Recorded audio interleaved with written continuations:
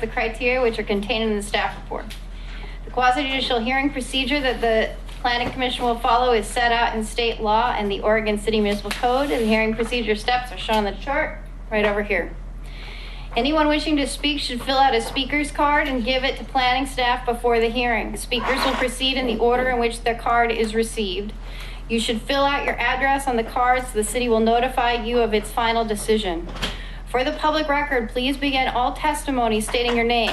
Testimony and evidence should be directed toward the applicable approval criteria.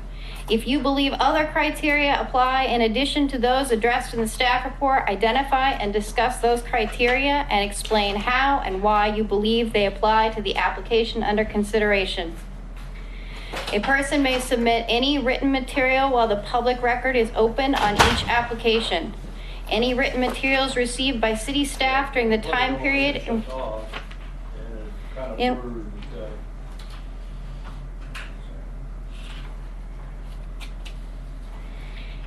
Go ahead. Any written materials received by city staff during the time period in which the record is open will be placed in the record. Written materials submitted during the public hearing must be presented to the city staff in order to become part of the record.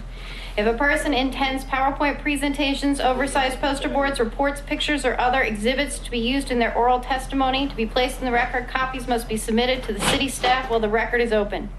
If they are not given to the staff, they will not be included in the record. If the Planning Commission makes a decision with which you disagree, any issue that you may wish to appeal must have been raised for the consideration of the City Commission or LUBA or both. Without raising the issue on the record with sufficient specificity and accompanied by statements or evidence that the city and all parties can respond, the issue will not be deemed appealable to the State Land Use Board of Appeals. In addition, the failure of an applicant to raise constitutional or other issues relating to proposed conditions of approval with sufficient specificity to allow the local government or its designee to respond to the issues precludes an action for damages in circuit court. Now we will open the record for, well, the record's already open. We will open the public hearing for PC 18-069 AN 17004 ZC 17005 Park Place annexation and rezoning of 92 acres. Okay, gentlemen, so we're getting to the part to where we're going to declare whether we visited the site or whether there are any ex parte contacts. So we'll start with Tom Guile. I have so much ex parte conflicts and interests that I have to recuse myself and move out away Okay. from this dais. All So right. I'll see you later. All right, thank you so much. Damon? Yes, just to reiterate my total contact with the site, when it was part of the concept plan, I toured the site with about 3 different times, mostly from down on the Livesey Road section and up and walked it. And then later, I drove around the area when it first came up in front of us about a month or so ago. And then last Tuesday, I believe it was, I met with Tom Guile and accepted his request to walk through the property again. So I met with him and we walked out the back and went to what's called the pinch point and looked around at the property there. And then I went out and again drove the neighborhood and looked at the stub roads. Our conversation consisted of what the dimensions of the pinch point were. We kind of walked back and forth through it. Discussion of the forest structure, in which I noted, to me, it looks like it's a planted forest because the trees are very in line as opposed to a more natural thing. So it looks like it's a replant. And that was pretty much the extent of it. We did discuss barbecue, but that was not part of the barbecue preferences versus particular styles. But that was the extent of our conversation. It was limited to him showing me the dimensions as he understood them. And they met pretty close to what I could see on the map. I did a zoom in on the map and looked at the property from photographs. And that's the extent of it. Bob? Me? Yes, sir. I visited the site and have driven around all the access points and the state roads, and declined the invitation to visit the site at the request of Commissioner Guile. I won't go into the reasons why I did that, I don't but think you need to. that's my extent of visiting the site.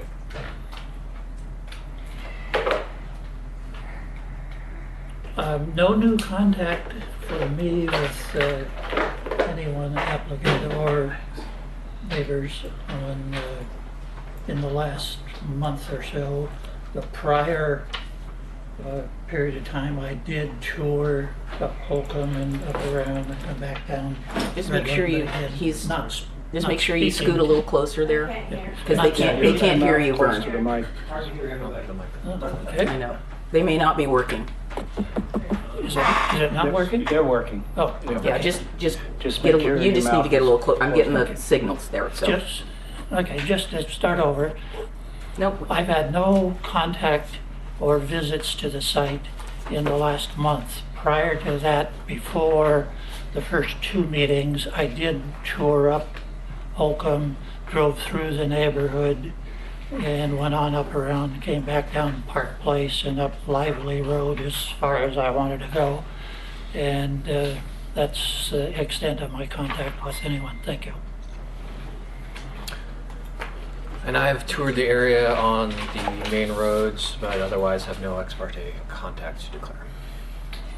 Okay, so how far do you want to go back with my knowledge about this particular site? I could go back to during my tenure as a staff planner for the City of Oregon City. I am very familiar with the site. I have been up and around Livesey Road and Park Place area, Holcomb, Winston, and down into Trailview. I also did the same site visit that Commissioner Mabey did, and we had very limited discussion other than telling me to be careful about stepping on blackberries, which there were considerable. I also observed that the site had been obviously logged at one point in time because, again, the trees, as Damon stated, were, while still quite a few trees, and they're probably 25 years old, they're not as old as the trees that were there probably 30 years ago. The other thing that Mr. Guile and I discussed was that we have so for your information, we have a mutual interest in the Hard Rock Cafe, and we were discussing the pending items that I had ordered that were coming. So does anybody have any questions about our declarations or anything that we have said? You can ask me anything you'd like about the Hard Rock Cafe. Yes, go ahead.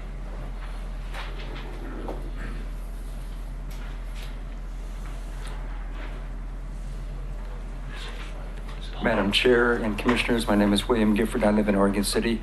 I do have a question about the propriety of a planning commissioner who is on the record as being recused from this, taking the opportunity to attempt to influence two standing commissioners who have not recused themselves.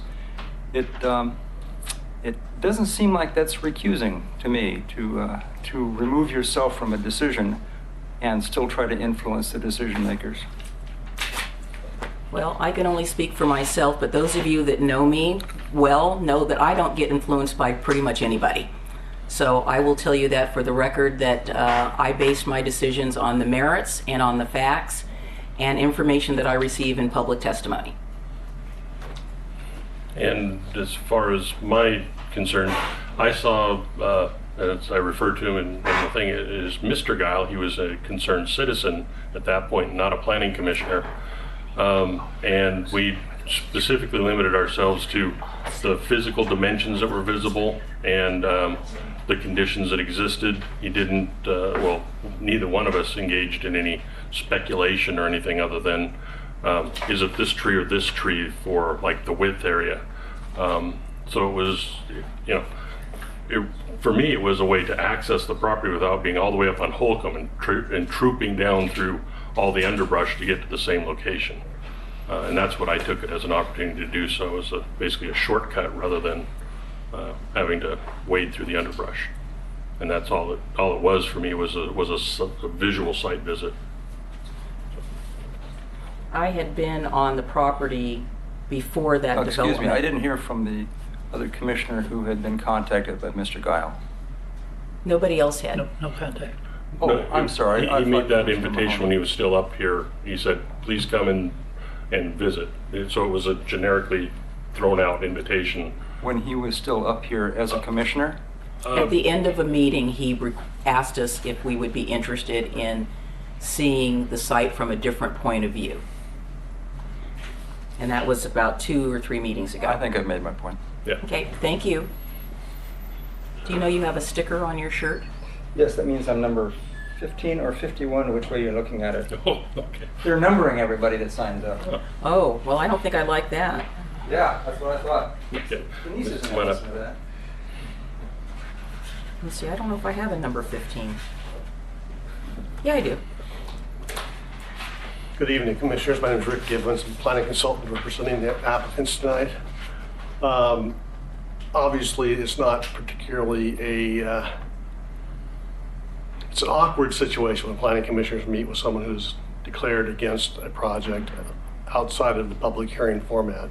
I think the biggest issue I would have is if you, Mr. Guile, offered his opinions regarding the pinch point and those kinds of things, then I think it would be good for you to disclose what his opinions were, so that I can probably offer some thoughts on it in my comments. That's all I would ask. We did not have any discussions about the pinch point. Okay? We did, and the only comment was, see how narrow it is, but that's obvious from the map and from other drawings. Even from the concept plan, there was a discussion about it Okay. being a pinch point. That's all I'm asking. Thank you. Yeah. Yeah, I had looked at all, just for your information, I had looked at all the maps and things before I walked through there, so I had a pretty good idea of what I was actually going to be seeing. I wouldn't expect any less. Try to do my homework. Can I make a clarification? It's a lot of work. I don't think we need No, any further no. clarification. This is the time to question the commissioners Right. about the disclosures, and that's. I asked them out at the desk, not up there. We're good. Okay. And I invited the city staff. Any other people wish to question and or comment? Barbecue, Hard Rock I'm Cafe. curious about the barbecue. Okay, well, It's that weather, but. Okay, we'll have that discussion towards the end under communications, because I want to know about that too. Time for me to get the grill out.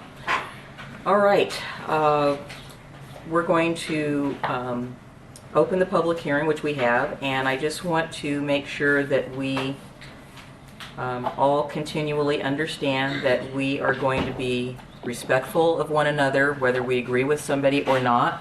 And we're not going to have any clapping or hooting or any sort of displays of displeasure or pleasure, because it's just not very nice. And this is a very serious hearing, and I know there's a lot of emotions going on, and so I just ask everybody to be thinking calmly, and we will get through this. And You talking to me or them? no. I have a separate spiel for you. So it's different. This is the one for them. We're good friends if you haven't figured that out. So we're going to call folks, and hopefully everything will still be working. I don't see him shaking his head through the glass, so everything works. We have, first up, here we have Garrett Stevenson. Are we going to have a staff report? Oh, sorry. Yes, I thought we'd already kind of done that. It's already done in my head. Sorry. I'm just like an hour ahead of you right now. Right, staff. All right, Pete? I'll be brief. That's okay, Pete. You take your time. Your Okay. reports are always very thorough, and I appreciate your work. I'll try not to exceed my limits. Oh, you're fine. So I am going to ask John Replinger up to summarize the latest transportation analysis addendum at the end of this. So this is the third public hearing to consider the Park Place annexation and rezoning. This is a 92-acre proposal, and it is requesting zone change from the current county zoning, which was brought into the city. The zones that would be applied to it are R10, R5, and neighborhood commercial. And this represents the first step in realizing the North Village concept for the Park Place concept plan. This is the subject site. You can see Holcomb Boulevard to the north and Livesey Road to the south. These are the comprehensive plan designations I just referred to. The majority of the site is medium density residential, and the default zoning that is requested for that is R5. There is one section that is low density residential that would be zoned R10, and the area indicated as mixed use corridor would be zoned neighborhood commercial. This is a topography map that was included indicating the slope categories. And this is an aerial photograph most recently showing the extent of the development out there today. And what year is that? That is a 2016 aerial photograph, I believe. Yeah. The concept plan, adopted concept plan, indicates this conceptual layout. You can see that the area proposed for the annexation is the purple line there. And within the purple line, there is a transportation system indicating local road connections and one arterial road, minor arterial collector from Holcomb Boulevard down to Livesey Road, and then from Livesey Road connecting down to Redland Road. Also, at the very first hearing, we discussed the possibility of an island annexation, which might be created with the approval of the annexation as proposed. Our comprehensive plan requires that the city evaluate potential islands and avoid creating them, but also points out that the city may require annexation of islanded parcels. And the planning question that we're really asking is, does creation of an island still allow for public facilities to be provided in an efficient manner? And the applicant has made the case that it can be provided in an efficient manner. If the city were to require the annexation of these 3 lots, voter approval would be required, since there would no longer be 100% owner consent for the annexation. And under Senate Bill 1573, one of the requirements to avoid a vote is to have 100% owner consent for the annexation.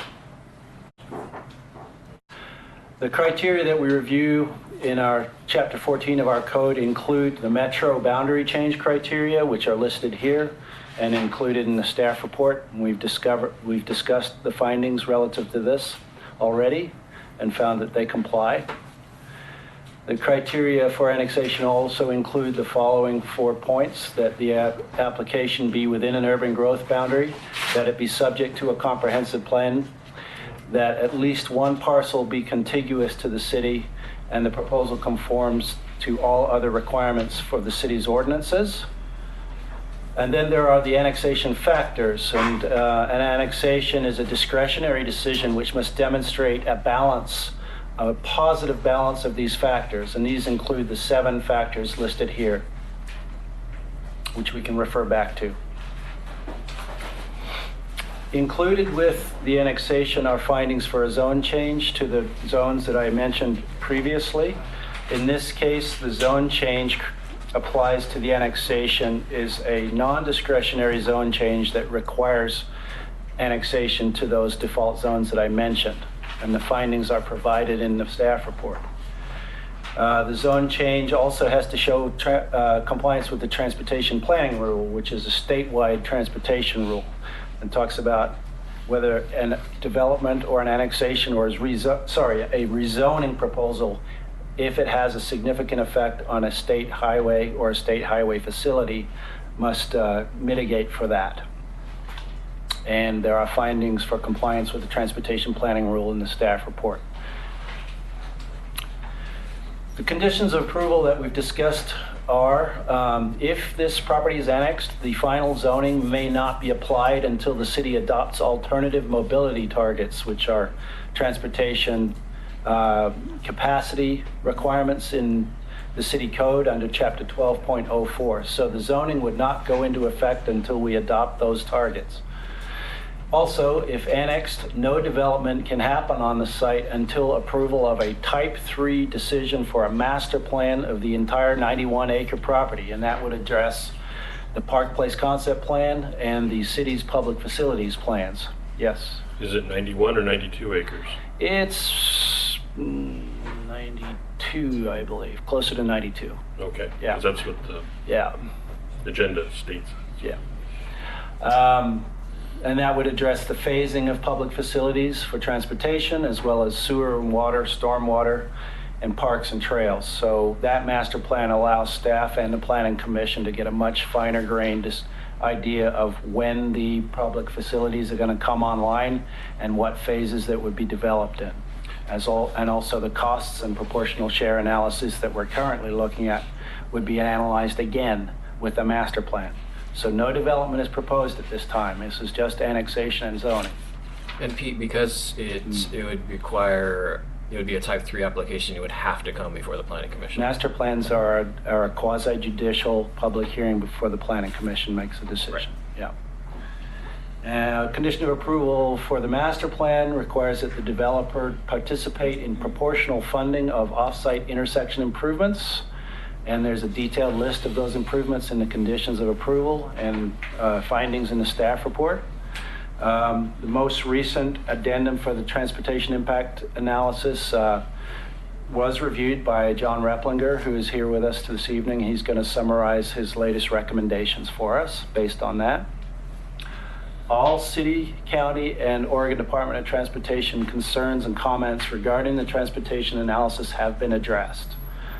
So the requirement for a master plan and the compliance with the transportation planning rule, those findings have already been entered into the record. And with the most recent comments that we received from the county, we believe that we're good as far as the conditions of approval. So with respect to why we had the last continuance, it was essentially to include this additional analysis for the Redland Road Anchorway intersection, which is a county road.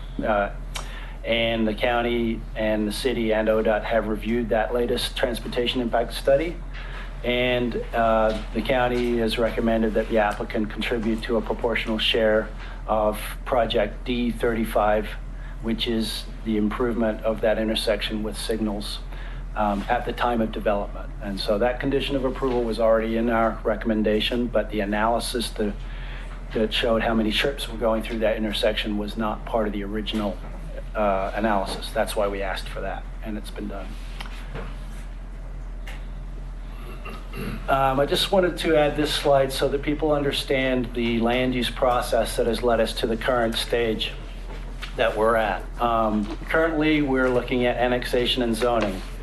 Prior to this, the urban growth boundary for the metro area was expanded in 2002 to bring land into the urban growth boundary for urban use. And in order for us to annex this land, we adopted what's called a concept plan, and that was the Park Place concept plan. We adopted that through a public process, a legislative process in 2008.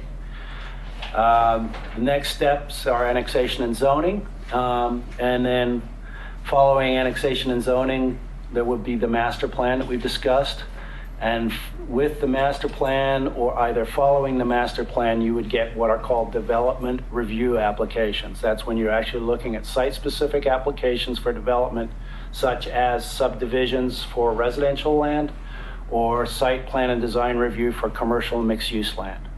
And then finally, if you get through that process, you have the building permit process. And this process can take years and is entirely dependent on market conditions and owner desires. So I've covered this slide. Our recommendation for this evening, following public testimony, is to close the record and ask the Planning Commission to make a tentative recommendation for approval of this application, and then continue the file to the date certain of June 11th, 2018 for adoption of final findings.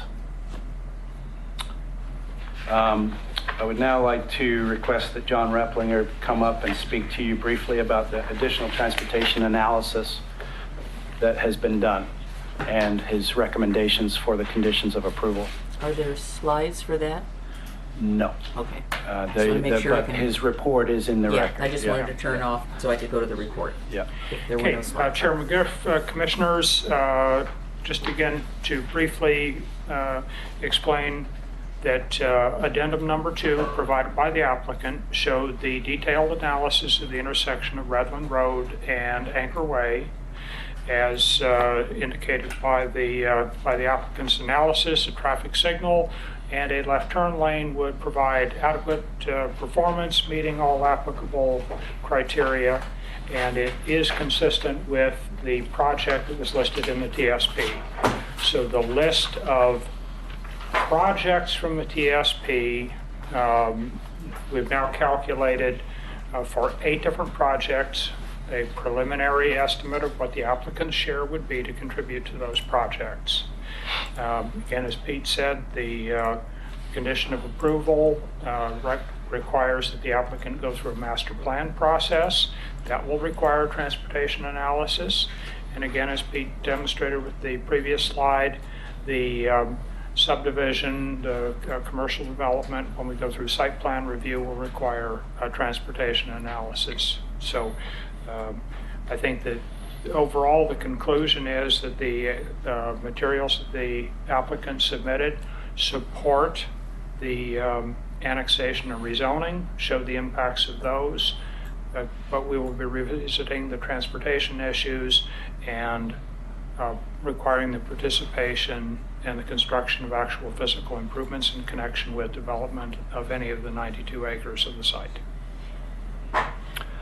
And finally, I'd like to summarize the public comment that we received since the agenda was published. We had 3 public comments first is from the Oregon City Business Alliance in support of the application. A letter from Mike and Jan Grady, Journey Drive, with respect to transportation and other points, and an email received from Mr. Brian Sergey. I hope I have that right. And also, Barbara Rankin has provided a map, but I put on your dais. And Barbara's included a letter that was previously entered into the record at the last hearing, and this map was in the record already. Which map wasn't in the record? It is in the Oh, record. it is in the record. Yeah. So that's with respect to the school issue. So those are the 4 additional comments I believe that we're up to date on. I've got a question for John, if you don't mind, Denise. Why would I? Your questions are always But very John, good. on the concept plan, I noticed that Holly Lane is indicated as a collector from Holcomb down to Redmond. Yes. And why isn't it referred to in your recommendation? Or is it?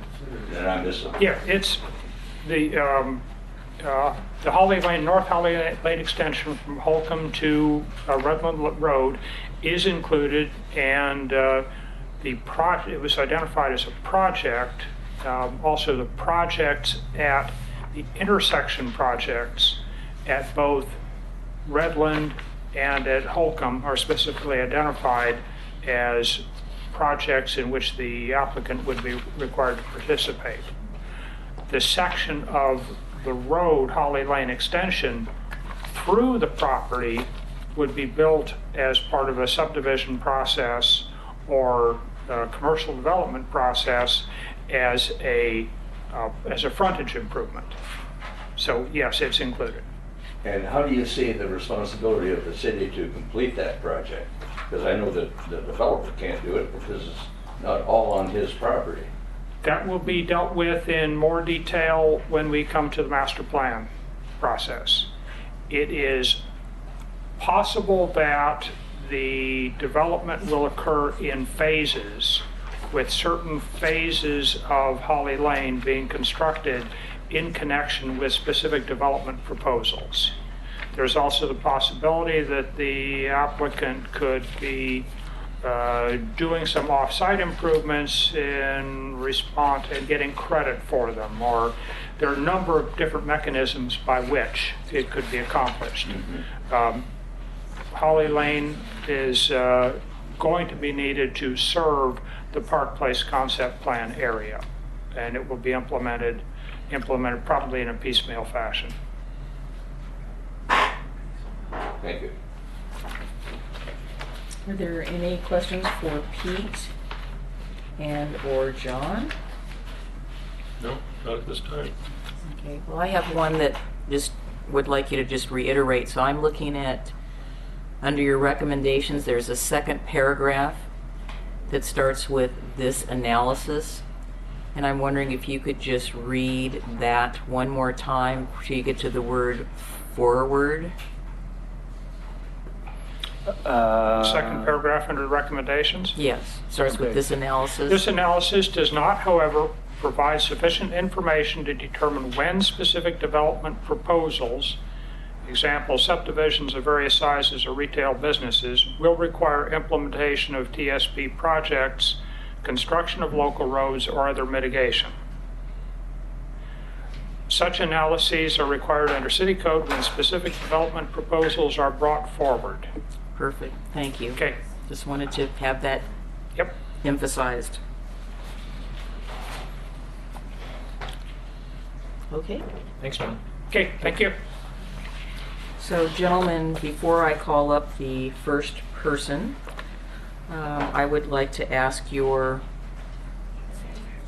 indulgence and permission to allow for additional time for the Park Place Neighborhood Association. And the reason that I am asking that is that I personally am not sure when that changed, but as a former neighborhood chair, and one of you is a neighborhood chair, neighborhood associations always got between 10 and 15 minutes.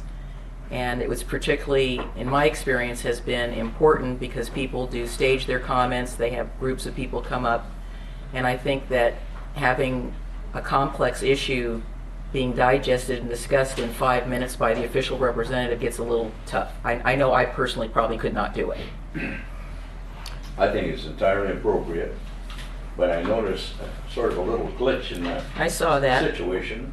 And as if Bob LaSalle is going to talk for the neighborhood association, there's individuals, I presume, that are part of the neighborhood association that want to speak as well. Is that, have I got that right? Yes, but he's apparently the official representative. The other people who live there are going to be testifying, as I understand it. Well, that's Just looking at the slips. That's yes. my point. I Yes. mean, who's talking for who? Well, I'm saying he's the official. Usually there's somebody in a neighborhood association who is the official spokesperson, and other people will be adding additional That's testimony. fine with me. I think it's just a detail that, Okay. Vern, do you have any problem with that? Well, I understand that being the chair of the neighborhood, you try to do a summary type thing, Sure. but you have limited control over the number of residents in the neighborhood that want to speak. But if you boil that all down to the applicant has 15 minutes, 20 minutes, whatever we allow, could end up having less time to describe his whole project than the combination of the neighborhood chair and all the individuals. It's not a, to me, not a must-have. If the commission goes along with it, I would go along with allowing the neighborhood chair to have that close to 15 minutes, but I would hate to see the neighborhood chair and the neighbors combined to an hour. You know, then we're getting a little bit out of balance. Well, I think what I am surmising is that there's an official position that was voted on. Other people are coming to testify that are not part of, who have other things to say beyond that official neighborhood association position. It's extremely hard to do that mathematics and keep it. So it's Been there, done that. yeah. There's no right and no wrong No, answer. there isn't. I think we have a variety of different ways to provide comments and testimony, and I think regardless of whether extending the time or not, it's a given norm that we've adhered to for a long time, and it's not the most appropriate time to change it right before when we have a contentious issue. Well, we had a specific request. The request was here from last time as well. No, but we could have taken this up months ago. Well, it's a bigger issue, which I will bring up as an alternate to from my neighbor association to CIC. I will bring that. Have brought it up to them, but I will bring it up formally. And I would say this is something we discussed when we had our little work session about how much time does everybody get. And Chair McGriff had brought up that at that point that neighborhoods traditionally have gotten more time, and we never really came to a resolution on it. So it has been brought up, but Right. I mean, I'm willing to extend it to at least 10. But Well, again, that's maybe not 15. Agreed. We had the start of a discussion. We did not have consensus. Right. It was not agreed upon. right. No, and I'm just saying, you know, it has been this isn't a brand new this isn't issue, new. but Yeah. there hasn't been a consensus on it.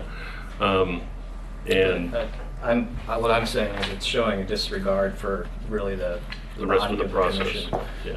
to just make that unilateral. I'm not making it unilaterally. I was asking everyone what their opinion was before we get to the testimony. Yeah. So that is what this is happening. Unilaterally would have been my saying we're going to do it. I don't operate that way. Sure, but we're also not, we're missing 2 commissioners from weighing in. And I understand, but we're here now, and I'm not inclined to wait and ask them when they're here, because this is here now, this is before us. That's why I'm asking. right. So, And I guess my point about it is that neighborhoods exist specifically to make land use recommendations Oh, I don't to. disagree. So because of that, and because if neighborhoods do it right, the chair gets his 10 minutes, and half the people in the audience don't talk for their 3 minutes because the chair said it already. And they I come will ask forward that and say, question. ditto.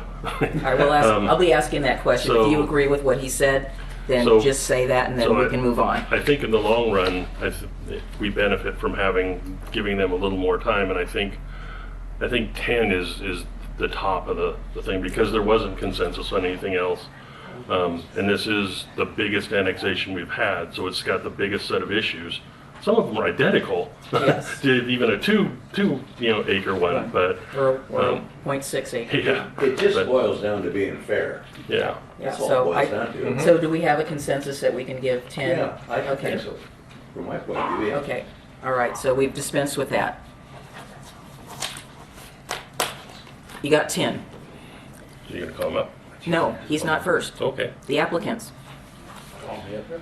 So Garrett Stevenson and Rick Givens, come on down.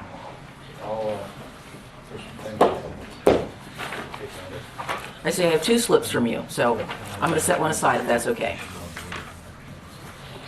Thanks, Just Madam trying Chair. to get 6 minutes. So, good evening, Madam Chair, members of the Planning Commission. My name is Garrett Stevenson. I'm with Schwabe Williamson and Wyatt, representing the applicant in this case.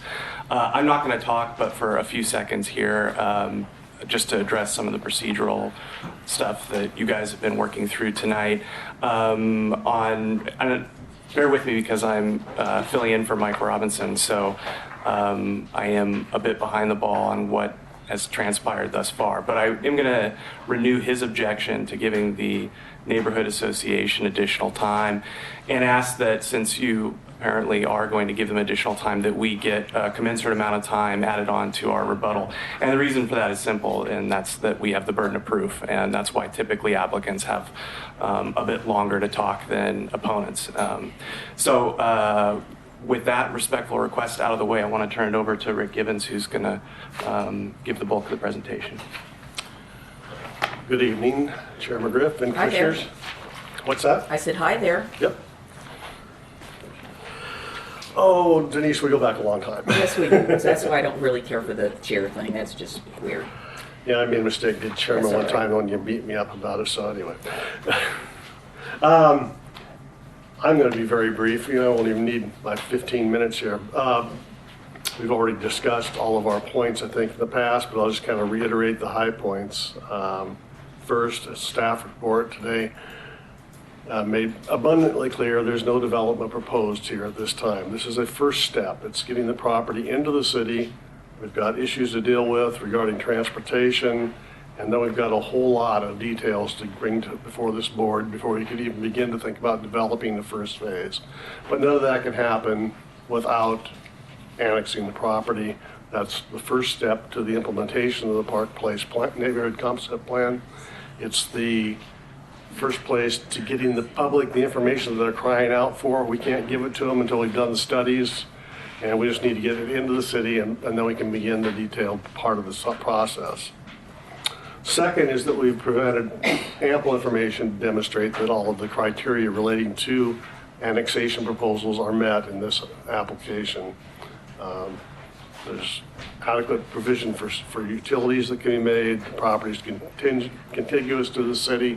All of the criteria that are specified in the staff report have been demonstrated in our narrative and the staff report to be met. Third, the additional information that was asked for regarding the transportation study was provided by the applicant, and you heard Mr. Replinger's comments today. We've also heard back, and in the record there are comments from Clackamas County and from ODOT, all verifying that the additional information, and indeed all of the information that was requested regarding a whole bunch of intersections, has been provided, and that the analysis is complete. And the recommendation is that we go forward. We understand there will be a burden for offsite impacts as a part of the future development, but that again is, you can't fix the problem without getting to the first stage of getting this property into the city. The fourth thing is the island annexation issue. It was not our ideal position on this. We went to those property owners and asked that they join the application. It was our intent that we bring before you a proposal that included all of those properties. But it's 3 properties that are at the top of the hill on Holcomb Boulevard. All of the primary utilities are already available or will be provided from down the hill. Sewer service will come from down the hill. Stormwater will be handled from down the hill. Water is already available in Holcomb. So there are no public service implications of not including those 3 properties in the annexation. And at the time as they're ready to develop, they certainly can annex to the city and proceed. Nothing that we're proposing here would limit that ability. So it's a discretionary standard within the city's code and comprehensive plan. In this instance, we believe the evidence demonstrates that there is no reason not to annex this property. And in fact, from a planning standpoint, it makes abundant sense to do so, to allow 3 property owners to block the continuation of a 10-year planning process that the city has gone through would not be logical land use. Let us get into the city, and then we can begin doing the detailed analysis that everybody knows is going to have to be done, all the studies and reports and everything that's going to need to be done in order to develop the site. So with that, I just would like to make sure that tonight we understand this will be the last evidentiary hearing. We would ask that at the conclusion of tonight's testimony and our rebuttal that the Planning Commission close the record, and we understand we'll be coming back June 11th for a final decision with findings, and we just ask that you hold to that process. This has been a pretty long process already, and we just ask that we would be able to move forward. Please. Let's jump in. One thing, or 2 things. First, you mentioned that the 3 properties that aren't part of it would come in, would annex in when they're ready to develop. But technically, they can just ask to come in without developing, correct? That's correct. Sure. Okay. Anytime they wanted to get city services, Right. they could. I just wanted that to be clarified. It doesn't take development to come in. It just takes a desire. That is correct. I misspoke there. Yep. And then a bit of information that I would like I'm not sure how relevant it is, but it would be nice if you could get it as part of your rebuttal, is exactly how wide is the pinch point? Based on the best information I have available, I've done a conceptual layout for the collector, just showing that I can get there grade-wise, showing that it makes sense from meeting the plan. Looks to me like we can get the minimum standard collector street right-of-way at that point. It would be the minimum, and that would mean you wouldn't have the full planters. Things would be a little more compressed at that point, but we can get all of the normal road section through there. We can get sidewalks and everything that else is required, and then it would flare back out to a full standard. The design that I've looked at, takes it through at an angle so that we go away from those properties as quickly as possible. But again, until we actually get in there and do a full survey, that's just my best. It's approximately 50 feet? It's a little wider than that. It's closer to 60. Okay, thank you. It's hard to pace it out when you're stepping around and stuff, but that's Right. what I saw it as, is 50-ish, so, okay, thank you. Mm-hmm. Bob or Vern or Zach, you have any questions? Not at this time. Well, I've got one. Please. If you More want to than just a jump in. question, but that pinch point is kind of a pinch point, in my judgment. It's part of a concept plan. We're way beyond determining where that alignment's going to be. That's going to be a regional service. It's not going to service just a subdivision. I mean, it's going to service more than that. That's going to be a collector connecting to an arterial. Right. So I think our conversation regarding that right now is a little premature. Oh, I would agree. I was only asking Commissioner Well, Mays. I'm saying this for the record, Okay, thank you. because we're all trying to establish a record here, the thought process that we're going up through to make our decision. The only point I wanted to make was that, in my best estimation, from the information I have available, it's possible to get through with a collector standard, and that's all I would, and we'll certainly have to demonstrate that before we can develop. Yeah. And that road has been determined by the public. in the Absolutely. Concept plan. It's a requirement per the That's right. master plan, and we will have to find a way to do it. Yeah, well, I'm saying is the public requires it, not the developer. That's our responsibility to the rest of the community, to make sure that that traffic flows in a safe and convenient manner. Right, and that brings up one other thought, forget who was, I guess it was you earlier that was talking about we don't own all the property down to Holly Lane. Mm-hmm. I just would point out that we understand that connection is important, and we hope to get to the point where we can bring you an annexation that will complete that. We're not there yet, but we think we can get there. And so our intent is not to stop where we are. We want to be able to actually implement the concept plan in a way that it's intended. Thanks. Just a couple of questions. So I can't remember how far your tenure goes back with this area, these properties. Maybe it's back from I way wasn't, back. I wasn't involved in the earlier ones when Kent Ziegler was doing his takes on But it. anyway, so again, as I stated for the record, my association with this property goes back many, many years. So I guess one of the questions that I have that I was going to, and I may just ask Mr. Stevenson about it as well, is why is this annexation timely now? You mentioned several points to that in your testimony that you just gave. So why is it timely now? Well, it's timely now for a lot of reasons. I mean, first of all, we've got several property owners who are willing to work together to start implementing the Park Place plan. It's a 10-year-old plan, and it's been sitting there ever since. And so you've got something that hasn't existed. We've got 10 people or 10 properties that are willing to cohesively look at implementing the plan. Beyond that, we've done enough analysis to know that we can put together the utilities that are required to develop that area. So we've got a piece of ground that's designated. We've got an adopted concept plan for the area. The city's done its homework. You've got property owners who are willing to work towards doing that. And we've got facilities available to handle this property being in the city limits. Now, the timing of how exactly it's developed and how many, how big of phases and when that all happens, that's all part of the detailed master plan that we're gonna have to go through. And we'll have to work with school district, they've certainly planned to do more things in the way of bringing additional schools online. They're gonna be working on that. We've had talks with Wes Rogers and superintendent, so we understand that there are things that need to happen, but you've got to start somewhere. You just can't expect that something as large as the Park Place concept plan is going to take place without getting an initial go to that this property is in the city. And I guess I'd flip it the other way around. Why is this property not? We've got a situation where there's restricted housing supply. The housing market is going nuts because there is a restricted housing supply, and we need to provide places for people to live.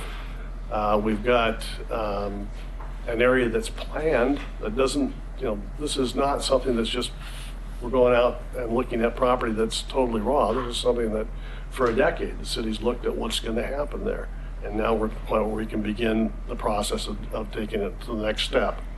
So it's timely just because it's ready to go and the services are there and the need is there. Is it ready to go? Well, to the point that a developer can take it, yes. So maybe I can also jump in, Commissioner McGriff.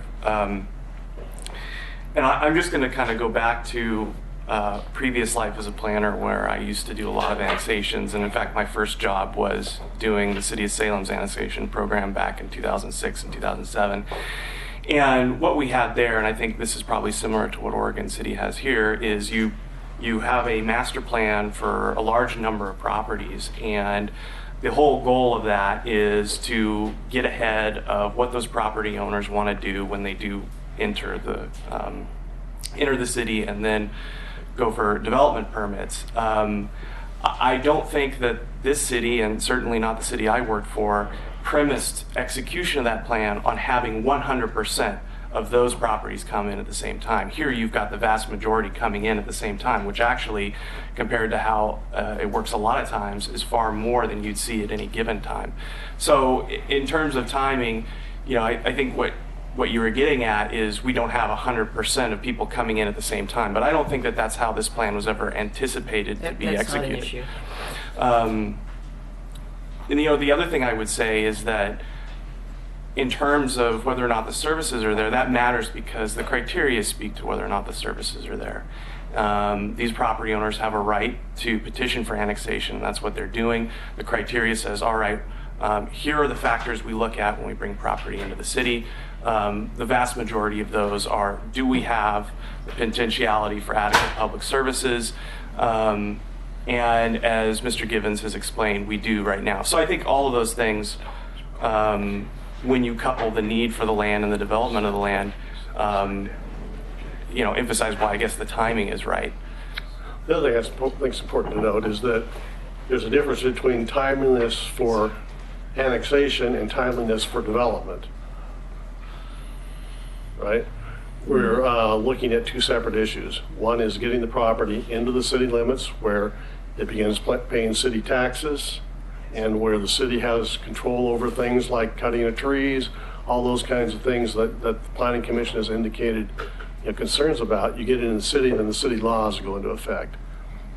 You have total control of this body of review of the master plan and the timing of when each phase of this project occurs. And so that's when we get into the details of utilities. All we can tell you now is we've looked at it enough to be able to tell you that it's feasible to bring sewer to this site, and it's feasible to bring water onto the site, and it's feasible to deal with stormwater with the existing drainage ways that are available on the property. So with those things, there's no impediment to proceeding to the next step, and there's when we're going to get into the details of demonstrating that it's timely to actually develop the property. Chairman, I've got a question. There's a second part, so is it involving the same type of question I just asked? Mhm. Okay. A lot of money is going to be spent on this, both by the public and yourself. And my question is, in the development of a master plan, which the city is going to participate in, spend a lot of man hours, are you prepared to tell us that this thing pencils out economically so that you can proceed in that regard? Is the marketplace ready for you? Are you ready for the marketplace? Well, I mean, those questions have to be answered before we start spending money on this. first place, there's a lot of nuances to your question. First of all, what we're required to demonstrate is the approval criteria that are listed in your code. And that will be reviewed at the time we do the development. We'll be showing that we can realistically provide all the services and the transportation is adequate for the phases. All that kind of information is what's required to be demonstrated. There will be no public cost that I'm anticipating other than review of the application, which is paid for by the development fee, application fees. So I'm not anticipating that we're looking for public funding on this. I guess my question is, how soon after, if the annexation is approved by the city, are you prepared to initiate the next procedure? My clients want to proceed with the master planning as soon as the issue regarding the alternate mobility standards is finished through the state process. And so, yeah, they would like to move ahead with the planning process in a timely fashion. And yes, we believe the market is very good and this is the time to do it. So the marketplace is ready for you? Yeah, my clients are builders and they want to build homes there. Now, I'm not saying that we're going to do the entire thing at one time. Don't misconstrue that. I'm saying this may be a 10-year project, but we certainly are able and willing to move forward with the first part of the property. Okay, well, my second part of the question, in between Bob's question, was you mentioned in your testimony that this annexation was going to solve a lot of problems. Could you just reiterate on some of the problems you think are going to get fixed because of this? Because I think we're going to hear a lot of testimony that's going to tell us that there's a lot of problems that it's not going to fix. So I just like the positive side. Well, let's look at it this way. I hear this. I've been doing land use hearings for 40 years, and so I've heard pretty much all the arguments. You've never been on this side, Denise. But I've been on all sides. I've been a planning commissioner, I've been a staff planner, and I have spent way too long doing planning presentations. You know you'll love it. I must. I don't quit. Any rate, there is this schism in Oregon land use practice where when you look at developing a new area, it doesn't have everything you need. I mean, I've sat here and heard time and again, and I'm sure we'll hear again, that Holcomb Boulevard is overtaxed. Well, the solution for that is planned for in the city's transportation system plan. It calls for the Holly Lane to get constructed down to Redland Road. We need to have storm sewer services in the area, and this will provide those. The city is crying out for parks in that area, and this development of this will provide for a community park. None of that happens without taking that next step. Same with schools. And the school districts are well aware of the fact that they're going to need additional schools over there. But I haven't yet heard anybody suggest that the city would be willing to tax voters, and the schools are willing to tax voters ahead of time to build empty schools, or that they are willing to go in and build all the roads, and then, it doesn't work that way. Development is what pays for all of that. Systems development fees, all those things are how it works. And so, in order to resolve some of those things that are plaguing the Holcomb Park Place neighborhood, it requires this property to be developed. It fleshes out the concept plan for that area, and it needs to move forward. Good. Well, thank you. So, you know, we already have empty schools in our community right now that are not being utilized. No, they're not. Well, They they're have not, charter schools. well, yes, but they're not full of they're not getting They fixed need up to run for school board. they're not getting fixed up to accommodate where the growth is actually happening. So, anyway, thank you so much for that. Really appreciate your answering the questions. We'll look forward to seeing you back again. I'll be back. Okay, thank you. It's perfect. I just wanted to point out that Commissioner Espy Yes, has we, arrived. yes, we saw him. I want to make sure his attendance is on the record, and then I want to go ahead and ask him if he has I had was- any ex parte I was getting there. conflict of interest bias. You just or like to any read other- my mind, don't you? Sorry. That's okay, I was going there. Any other things to declare since the last hearing? I have none of the above. Anyone wish to question Commissioner Espy about those none of the above disclosures? Pardon the interruption. That's okay, I had it down on my list when I saw him come in, so like I said, you're reading my mind and trying to anticipate what I'm going to say. That's okay. All right, so we're going to begin the public testimony, and I want to make a note that it is 11 minutes after 8.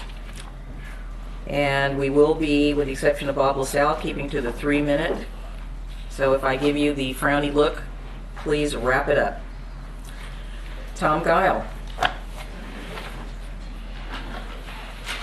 And Barbara Rankin, why don't you come on up at the same time? I think we'll have everybody come up two at a time. And Laura, before you start my time, I'd like to clarify, because Carrie wasn't here last meeting we had, that from this desk here, I asked all the commissioners and Laura or the developers and the attorney, anybody who wanted to come over, I invited them, because I can't see how anyone can make a decision without actually seeing what they're voting on. So I made it from here, not up there. Right, that's, And also, Vern and the other ones, the reason they asked for 15 minutes was because of the fact that the developers took a full hour Hey, last night. yeah, we're done with that. I'm just explaining that. I know, but we're done with that conversation, so thank you. Okay, just need to We clarify. made our something. decision, so you don't need to clarify it. So I'm going to read this pretty fast because I know we've only got 3 minutes. You wanna say your Good name? evening, Commissioners. I'm the first speaker of a group of our Park Place Steering Committee. Each Wait, one of Tom? us... What? You Tom need to- Guile, yeah, Park Place. Did thank I get you. my Okay. seconds back? Every Yeah, second you counts. got the seconds back. Each one of us have done so much research that we might just be more informed than anyone in this room, short of those who are paid the big bucks to confuse the issue with all sorts of code numbers and criteria that have nothing to do with the biggest criteria of all, livability. And that's number 7. As a commissioner, I know that sitting up there listening to all the various speakers can be quite tedious, but please give us, our group, your full attention so you can hear our well-researched testimony. So here we are again. Sadly, I've been at this table longer than most of you have been involved in city positions. I was at this table 15 years ago in 2003 after I discovered this plan in progress. I and others were at this table in 2008 to argue against the Park Place concept plan. Not everyone was in favor of this concept plan even then. I was here through several hearings before this went to the ballot in 2008. It went down to defeat by 67.49% to 32%. I was here in 2010 for several hearings prior to it being on the ballot. It went down to defeat a second time with a 59% of the voters. And I was here again a third time through several hearings prior to this making it to the ballot in 2012. On this vote, it went down to defeat by over 62%. By way of example, every one of these elections, this annexation has gone down by a wider margin than Mayor Dan Holliday won in 2014 at only 57%, or let's say Brian Shaw by only 56%. These were in the 60s. The number of citizens against this annexation are far more than any elected official. Their attorney will tell you that past elections are not a criteria and should not be considered. He will tell you that this is all about annexation and that development should not be a part of your consideration. However, the entire intent of this annexation is about development. The master plan is already in the Park Place concept plan that has been flatly refused by residents of Oregon City in 3 elections. None of us here tonight are highly paid attorneys or developers.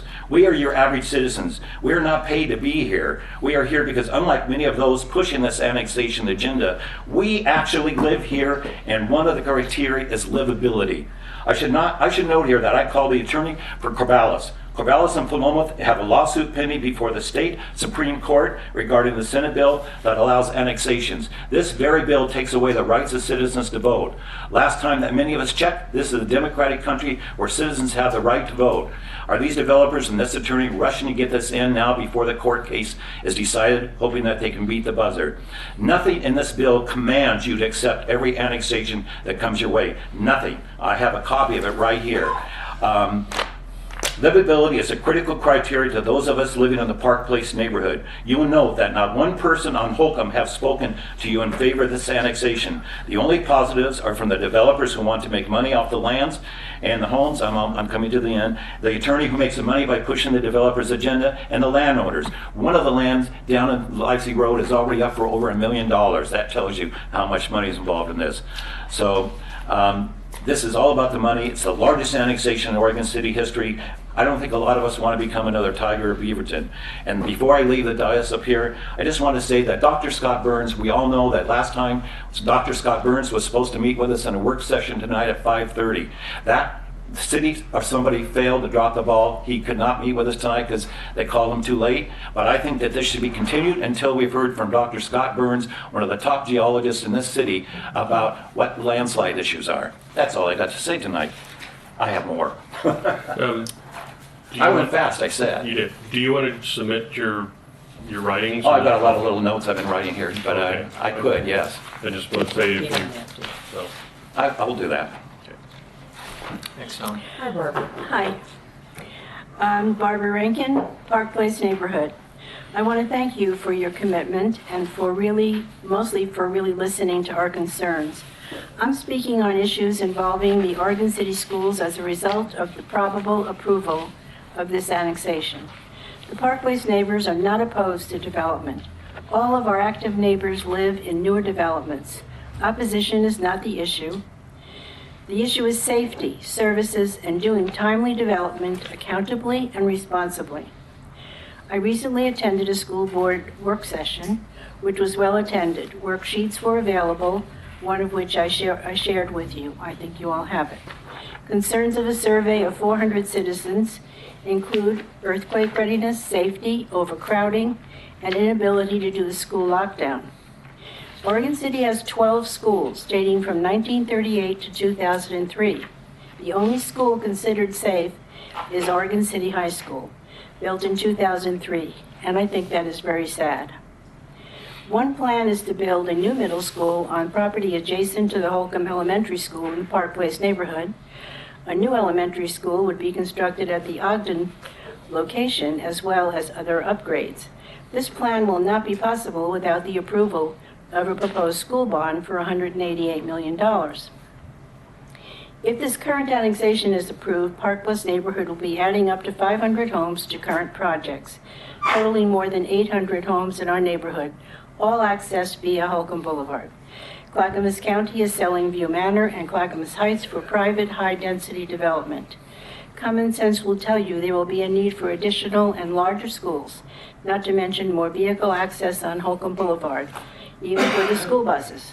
While Mr. Rogers of OCD, Oregon City School District, assured us that the district has adequate space at this time, even Phase 1 will obviously change that assessment. The county, the state, and the city are unable to contribute to Redland Road 213 modifications. When the state approaches its limit, services will be cut. A budget report at the meeting revealed funds are already very limited, and the curriculum adjustments are being considered for the fall 2018. Oregon City cannot even afford sidewalks for students and residents to safely cross Holcomb Boulevard. There's not one pedestrian crosswalk on Holcomb, not even near Holcomb School Road, where speed limit is 40 miles per hour. Please seriously consider these issues before approving the annexation of this property at this time.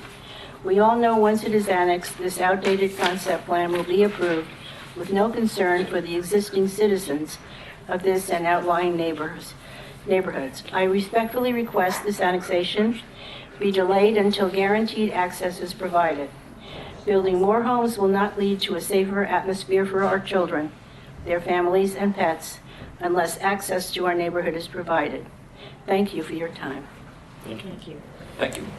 Thank you for this. I did note that there are 2 schools missing from here. One is Eastham Elementary School and the other is Barclay School that are missing from this list. Really, they have to tell the school board.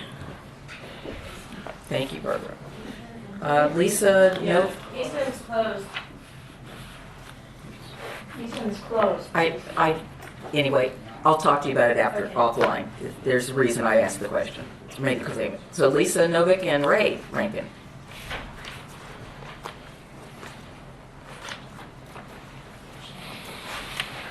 Would you like to go first, or would you like me to? Good evening. My name is Ray Rankin. I was asked to present a comment by Jan Grady, and I understand Pete already has the paperwork for this, so if you want me to read it, I'll read it for you. We don't. Huh? I don't. We have it from the Grady's. Yeah, we have it. It's in the record. That'd be good enough. Yep. Okay. Yeah, just to make sure, it's the part that says we live on Journey Drive, which is one of 3 stub roads. Right. Yeah. Yeah, that's we got exactly it. what we have. We got it. But while I'm here, I have a quick question. Sure. In the transportation impact study, on page 2, paragraph 2, they claim the project site can be developed with up to 533 residential lots in the area zone R5, as well as 4.5 acres of neighborhood commerce space. In the Park Place concept plan, the proposed zoning is R10, R5, and NC, which Pete pointed out earlier. I was just wondering if the transportation plan, did they consider the R10 possibility or not? Well, we'll So ask that- them when they get back up here. Okay. Can we do that? We'll set that aside, so make a note of that. Great. Thank you. Thank you. Okay. Good evening, Chair McGriff and Commissioners. My name is Lisa Novak, and I live in the Park Place neighborhood. I am here to respectfully request that you please consider the impact on road safety with the proposed Park Place annexation, and specifically on Holcomb Boulevard. As we know, this is a 2-lane stretch with a speed limit of 40 miles per hour and no traffic calming or pedestrian safety measures. I ask that this annexation please not be approved until the Holly Lane extension can be fully implemented. There are no crosswalks at the intersections with residential streets with several blind turns along the route. Worst of all, there is no safe crossing at Holcomb Elementary School. Add current and future construction traffic, how much can this narrow road cope with? In addition to that, help me understand why the Holcomb pedestrian concept plan was never implemented. Back in 2004, 2005, it was fully adopted by the city. At that time, we knew that Holcomb Boulevard was a dangerous boulevard, dangerous arterial. None of the plans have been put into place. I could appreciate budget constraints, but Holcomb was recognized as far back as that, requiring traffic calming measures. In the past 14 years, the neighborhood has grown even more, and further developments are in the works with at least 300 newly planned homes that have already been approved, and yet we still have no traffic calming measures. Please also consider the time, money, and hours that were devoted to the development of this pedestrian concept plan. And if this plan was not implemented, how can we support the idea of the Park Place concept plan? What assurance do the citizens have that the development will consider the safety of current residents as well as new residents? The applicant's own traffic engineer stated that the development will increase traffic volume anywhere from 5,000 to 7,000 daily trips, thus intensifying the dangers on Holcomb Boulevard. The risks are high, and I believe we can do better as a city. In my opinion, it seems to me that this application request should be delayed until further investigation into the impact of this annexation can be made. Is our aim to be a city of vehicle-centric residential developments where people are trapped in their neighborhoods, kids are playing in the streets, discouraging community and walkability? This is not livability. Item 7, right there on the board. Finally, common sense tells us that this morning's events on 213 require that the Holly Lane extension is in place prior to annexation. Thank you. Thank you, Lisa. So, Pete, we asked the question about this the last time. Is there a finding or documentation that this plan is going to need to be implemented as part of the Park Place concept plan? So I would want to check to see how the Holcomb Boulevard Enhancement Plan was incorporated into the city's most recent transportation system plan, and in what way. And then we would add a finding about that. Off the top of my head, without reviewing the implementation aspects of the Holcomb Boulevard Pedestrian Enhancement Plan, I believe the expectation is that developers will be responsible for making some of the improvements to that, for that plan. And the first phases of that plan, which were initially done, I believe were done with grant funding. Laura, you might be able to tell me that or not, but we'll need to get back and put more information in the record about this. Okay, hang on, just before Lori answers. Lisa, could you come back up for just a quick second? Just one more time reiterate. I wrote it down in my notes from the last time, but what year was this plan adopted? Make sure I get my facts straight. I have it here. It was officially adopted, ordinance 051003, on April 20th, 2005. Okay. Have you placed a copy of the plan in the record? Yes. Okay. Thank you. All right, got it. Thank you so much. I just wanted to make sure I had the right numbers on that. Laura, did you want to add anything? Or are we just moving on? No, just that when development comes in, we analyze off-site impacts, and then we look at proportional share improvements. Beyond that, when development also comes in, they pay system development charges, which do include fees for things like pedestrian improvements like sidewalks in our transportation system plan as well. I guess I have a little tiny concern that if this plan has not, it's been hanging around since 2005, or is there any other plans that we have on the shelf somewhere that we didn't include in Well, for our project? It's included in So- our transportation system plan, Yeah. which was updated in 2014, 13. And I was on the city commission when we adopted that, and I know part of it has been done because of all that sidewalk work that happened basically from the barn south. And a large portion of that is because a big chunk of Holcomb is still county, so some of it we can't access until we take control of it, or until development happens and we do it as part of that. But I know that at least we started to do it, and then I think development stalled, and that was why we didn't keep going. But you're right, there are large portions of it that haven't been implemented yet. So. Okay, all right. Bob?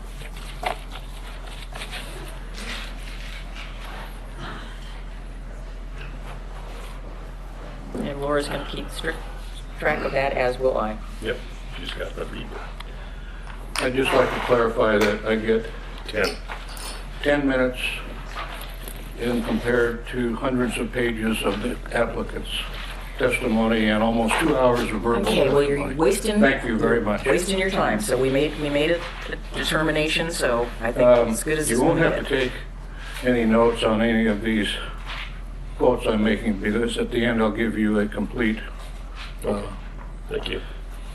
copy of my testimony, in addition to the other that I was also going to testify about. Anyway, I'd like to remind you again about the Oregon City Municipal Code Title 14, which requires you to consider the following, quote, the adequacy and availability of public facilities and services to potential development. Note the phrase potential development and not planned development.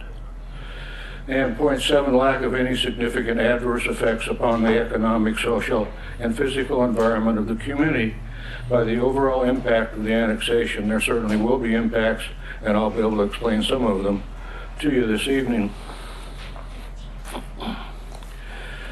On the applicant's page 12, in their own words, they state, quote, "The city has requested that we address the potential impacts of the future development of the proposed annexation area upon projects in the transportation system plan," unquote. That very statement shows concern on the part of the city and should allow citizens to address the impacts of future development, not just the annexation and zone change. States it right there. On the applicant's page 25, in reference to Comprehensive Plan Policy 2.4.2, it states, quote, "Promote connectivity between neighborhoods and neighborhood commercial centers through a variety of transportation modes," unquote. The applicant's comment is, the Park Place Concept Plan calls for the construction of Holly Lane to provide a much-needed connection between Holcomb Boulevard and Redland Road, unquote. Note the phrase "much needed."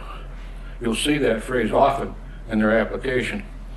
Apparently, the applicant knows full well the importance of the Holly Lane extension, so much so they refer to it no less than 13 times, which proves they're very well aware of the importance of that much-needed road.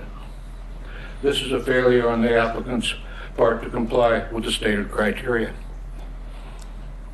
In reference to the Park Place Concept Plan, the number one issue in regard to this annexation and zone change is the completion of the Holly Lane extension. Now, staff, and perhaps the applicant, will say that the TSP indicates that Holcomb Boulevard can handle the traffic generated by future development. What they don't say is that's in consideration of the full build-out of the TSP and the Park Place Concept Plan, which includes the Holly Lane extension, the Swan Avenue extension, and a couple of roundabouts and many sidewalks and trails. The 2017 volume traffic survey by Quality Counts LLC shows at Holcomb Boulevard and Redland Road, now listen to these figures carefully because they're astounding, a daily vehicular count of 9,370 trips. The applicant's transportation impact study by Lancaster Engineering originally stated, quote, a daily increase of 5,608 trips is expected. That's an increase of 60%. The latest addendum increases that to 7,406 additional daily trips, 74% increase. Whichever it is, how can that work? How can it possibly work? The applicant's transportation study goes further to say that most residents would be expected to prefer the more direct travel path available on South Redland Road rather than South Holcomb Boulevard. Accordingly, site trips originating within the proposed development were assumed to be 4 times more likely to utilize South Redland Road for such trips than to utilize South Holcomb Boulevard. It's anticipated that approximately 2/3 of the trips between South Holcomb Boulevard and South Redland Road will utilize the new Holly Lane extension. Those are the words of their own traffic engineers. I didn't make up these figures. They're traffic engineers' figures. Under the current plan, nobody's given the option of the Holly Lane extension. Everything goes to Holcomb Boulevard. Everything. On the applicant's page 31 of the Oregon City Comprehensive Plan Policy 7.1.11 states, quote, prioritize roadways needed for public services, medical and emergency needs during emergencies, unquote. What's kind of funny, if it wasn't so serious, is the applicant's comment. The future connection of Holly Lane through to Redland Road will provide a much needed route connecting Holcomb Boulevard to medical, emergency, and public services. Note again the phrase much needed. That completely violates the criteria with no regard for the safety of the community. And I say shame on them. Give us a break. On the applicant's page 36, reference policy 12.6.3, quote, ensure the adequacy of travel mode options and travel routes in areas of congestion. Remember that 64% increase or 74%, whatever it ends up being. The applicant does not offer any assurance of adequate travel options or routes. Another failed criteria. Quote from let's see here, the policy 12.3.1, provide interconnected and accessible street systems that eliminate inappropriate cut-through traffic. Well, the applicant refers to 3 small streets that connect as stubs to the new area, which all go into one street that connects to Holcomb Boulevard. So if that isn't encouraging cut-through traffic, I don't know what is. How do you ask economic impact? Well, if you've been stuck behind any of the behemoth trucks going up Holcomb Boulevard to developments now, you can imagine what that weight is doing to Holcomb Boulevard. Now, I read that the development will take 5 to 10 years. Well, what is that going to do to Holcomb Boulevard with all those heavy trucks going up and down every single day? It'll cause the premature failure of Holcomb Boulevard, which all of the citizens of Oregon City are going to have to pay for. Also, what will the school district be asking for as a result of the increase in school-age population? Now, don't let the applicant get away with stating the latest developments have not produced the expected increase in elementary population. Don't let them get away with telling you that, because of course not. The latest developments are not in the price range of young adults raising children. So obviously you're not going to see the increase in population. This area, R5, will produce those kinds of figures. What about social impact? The very thought of such an increase in population in Park Place and the limited transportation facilities has some people considering moving elsewhere because they can see the serious degradation of our transportation and educational systems. Let's see. On the subject of water, in the applicant's narrative, they asked for the city to pay for the 12-inch water main. They state, quote, at the present time, the additional costs for these improvements are not included in the city's capital improvement program, unquote. They go on to say, quote, the applicant will be seeking to have the CIP amended prior to development to include these regional costs, unquote. Now, I just thought I heard Rick Givens say they weren't going to ask for the city to pay for any of these improvements. Well, that would be to the tune of $715,000 that they're going to be asking the taxpayers to pay. With the information provided, we urge you to not approve this annexation and zone change until plans are firmly in place and funding identified for the completion of the Holly Lane extension in its entirety. If you approve this untimely action, you'll be imposing economic, social, and physical impacts upon the citizens of Park Place and Oregon City, which can be avoided. You asked for reference to specific criteria. I didn't have the time to give all my references, but they're written down. If this gets a continuation, you'll have a chance to read them. But I've shown you several violations where the applicant does not comply. This is the time to show your concern for the citizens of Oregon City after being shown the failed criteria. The applicant refers many times to future development. Well, the future's now, and it's in your hands. At this time, in consideration of the magnitude of this proposal and to ensure all pertinent testimony is presented, which obviously it has not been yet tonight and will not be, I request a continuance of this matter and that the record be kept open. Thank you for your time and attention, and I'll pass out these copies of my testimony. There'll be one for the record, one for each commissioner, and one for Mr. Lake. Did you hand those to Pete? Well, thank you. And obviously it has a lot more then my 10 minutes allowed because I timed my testimony with my dog and my computer and my wife, and I had it down to exactly 15 minutes to the second. That's one heck of a smart dog. Well, she's very attentive to me, but she never gives me any opinions. Oh. That's much more I can say about my wife. He's got a question. I have a question for you. Yes.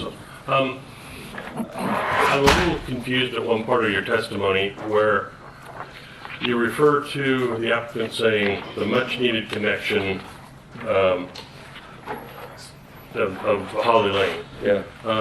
And then you said, and then shame on him when he's clearly identified that extension needs to be made. I'm not sure, I'm not quite sure where he's at fault because he did identify that extension needed to be done. That is in reference to the lack of any additional capability for emergency vehicles to take a route other than Holcomb Boulevard.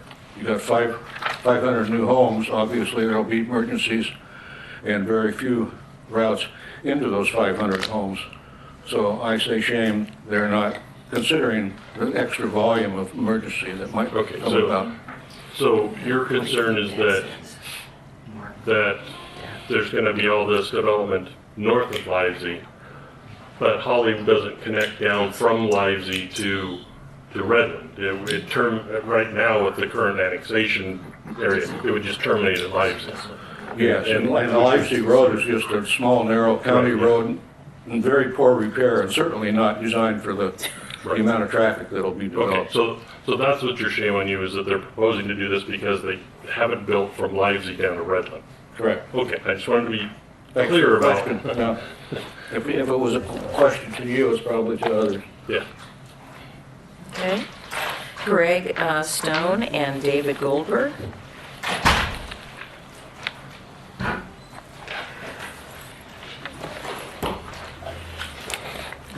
I gave them the attorneys mine. Next.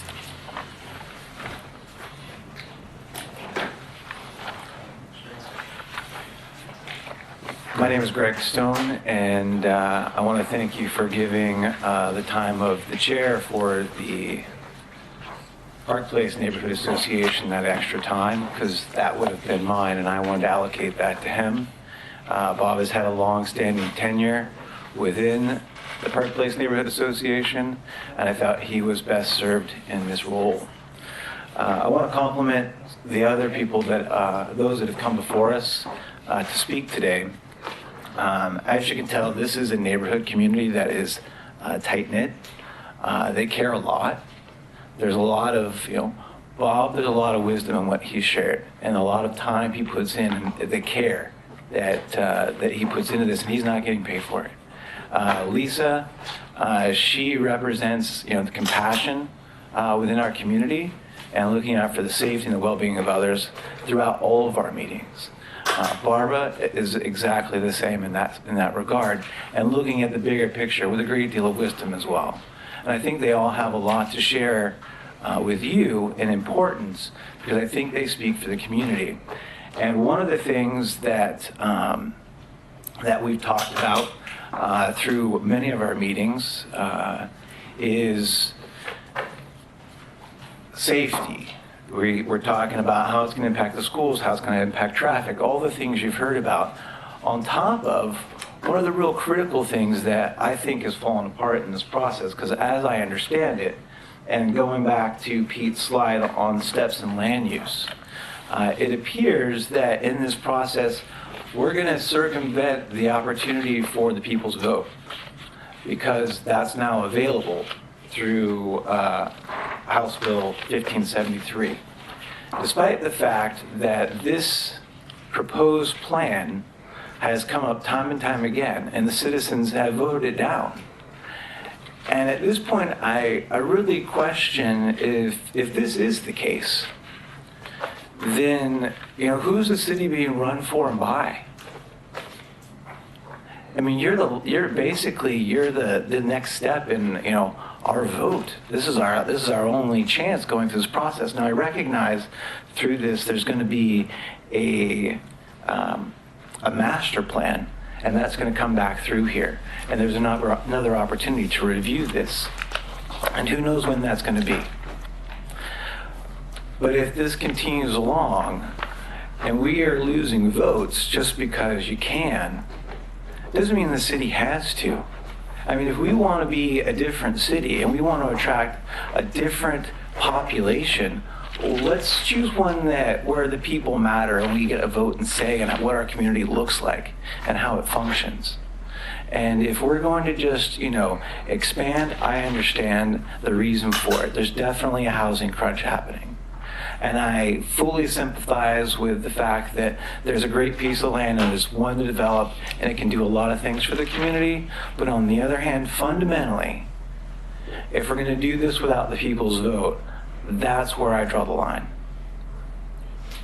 Okay, thank you. Good evening, Madam Chair and Commissioners. My name is David Goldberg. I live on South Redland Road.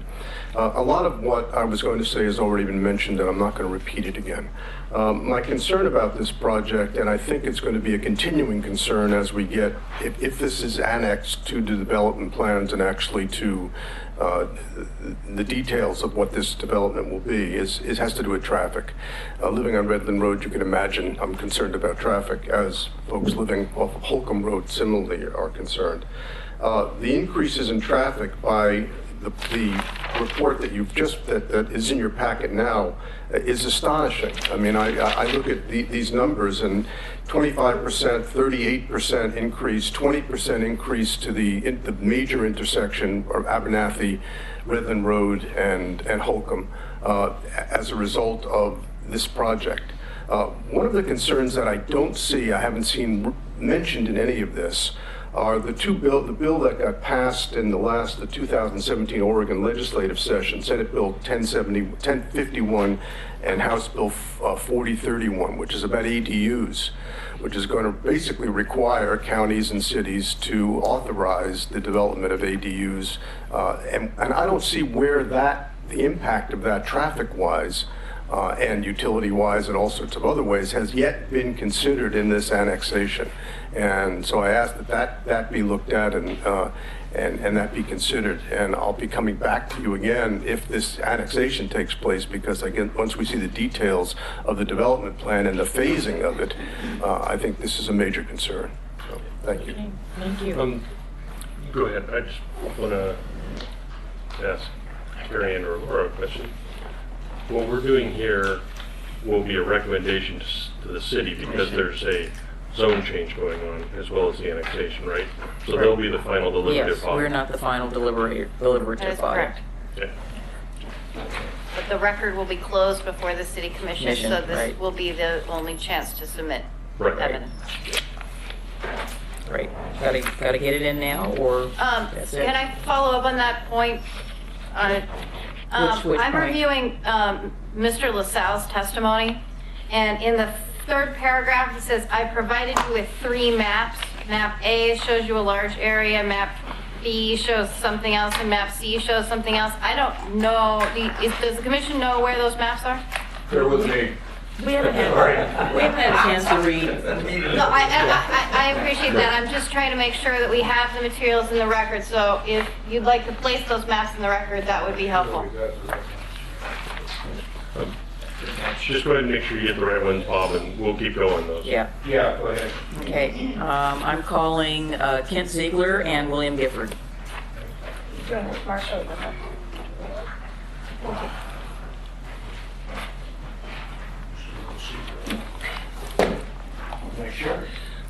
Thanks very We'll much. sit down in the same chair now. Thank you. Stay civil. So, you want to go first? Or No, she called you first. Oh, okay. Well, Madam Chair, Denise, fellow planning commissioners, good to see all of you again. And We're here every week. Every month, anyway. And again, I invite you to our OCBA forum with Congressman Schrader this month. Can I interrupt you for one moment? Are either of you speaking for OCBA? Yes. Or? You need to say that. Yeah, so I am here to go ahead and speak on behalf of the Oregon City Business Alliance as their president. And Pete already mentioned earlier that I had submitted into the record a written letter of support from my board of directors So they have asked me to go ahead and just read it publicly to everyone here in attendance and for the Could video you cameras. not? No, they've asked me to do that. Yeah, well, I mean, we have it. I actually read this. And I appreciate it. And I'm just going to use my 3 minutes and cut me off at 3 Okay, minutes. well, maybe you could just summarize it. The Oregon City Business Alliance was formed to promote and advocate for positive changes that will not only benefit our local community, but our entire county and region as well. Our goal and objective is always to present a fair and balanced perspective on important issues which Oregon City citizens are facing and provide support and helpful insight to our elected and appointed officials, their staff, and other agencies in all these endeavors. To that end, we are pleased to have our president, Kent Ziegler, represent us and provide written and oral testimony at Planning Commission and City Commission public hearings. Right now, you have an application in front of you that would continue the administrative process of annexing land whose concept plan has been approved and adopted by Oregon City, Clackamas County, and Metro. As we understand, hundreds of thousands of dollars have already been invested in consultant reports on traffic issues, open space and public park designations, and future zoning to comply with the city's codes and ordinances. We also understand that at this point, no approvals, no entitlements are being asked for, but simply the completion of the next step in the administrative chain of complying with the city's long-term growth management plans. Under the state of Oregon's land use planning system, Oregon City is required to maintain a 20-year supply of buildable land for population and employment growth. In addition, our region is presently experiencing a housing affordability crisis due to the lack of shovel-ready residential projects. As our community continues to grow, it is important that housing be available nearby the employment centers that are expected to develop, such as Oregon City's landfill site. Subsequently, we at the OCBA believe the approval of this annexation application will not only provide the much-needed housing option for individuals that will be employed at these new businesses, but also help the city meet its state requirement. In addition, we are strongly supporting the submittal because of public safety. With only one major access through the existing subdivisions and neighborhoods in the area, a major emergency could occur if that road were to be blocked for any reason. This application would provide the means for a secondary access to be constructed that would eventually connect Holly Lane from Redland Road up the hill to Holcomb Road. This is also critical when the Abernathy Creek floods over its banks, which seriously restricts access to Livesey Road residents for days, and in one case over a week, which George Thomas has previously shared in his testimony. If a house fire were to occur and the fire trucks were unable to respond in a timely manner, not only could that home be completely destroyed, but other homes in the community could be negatively affected.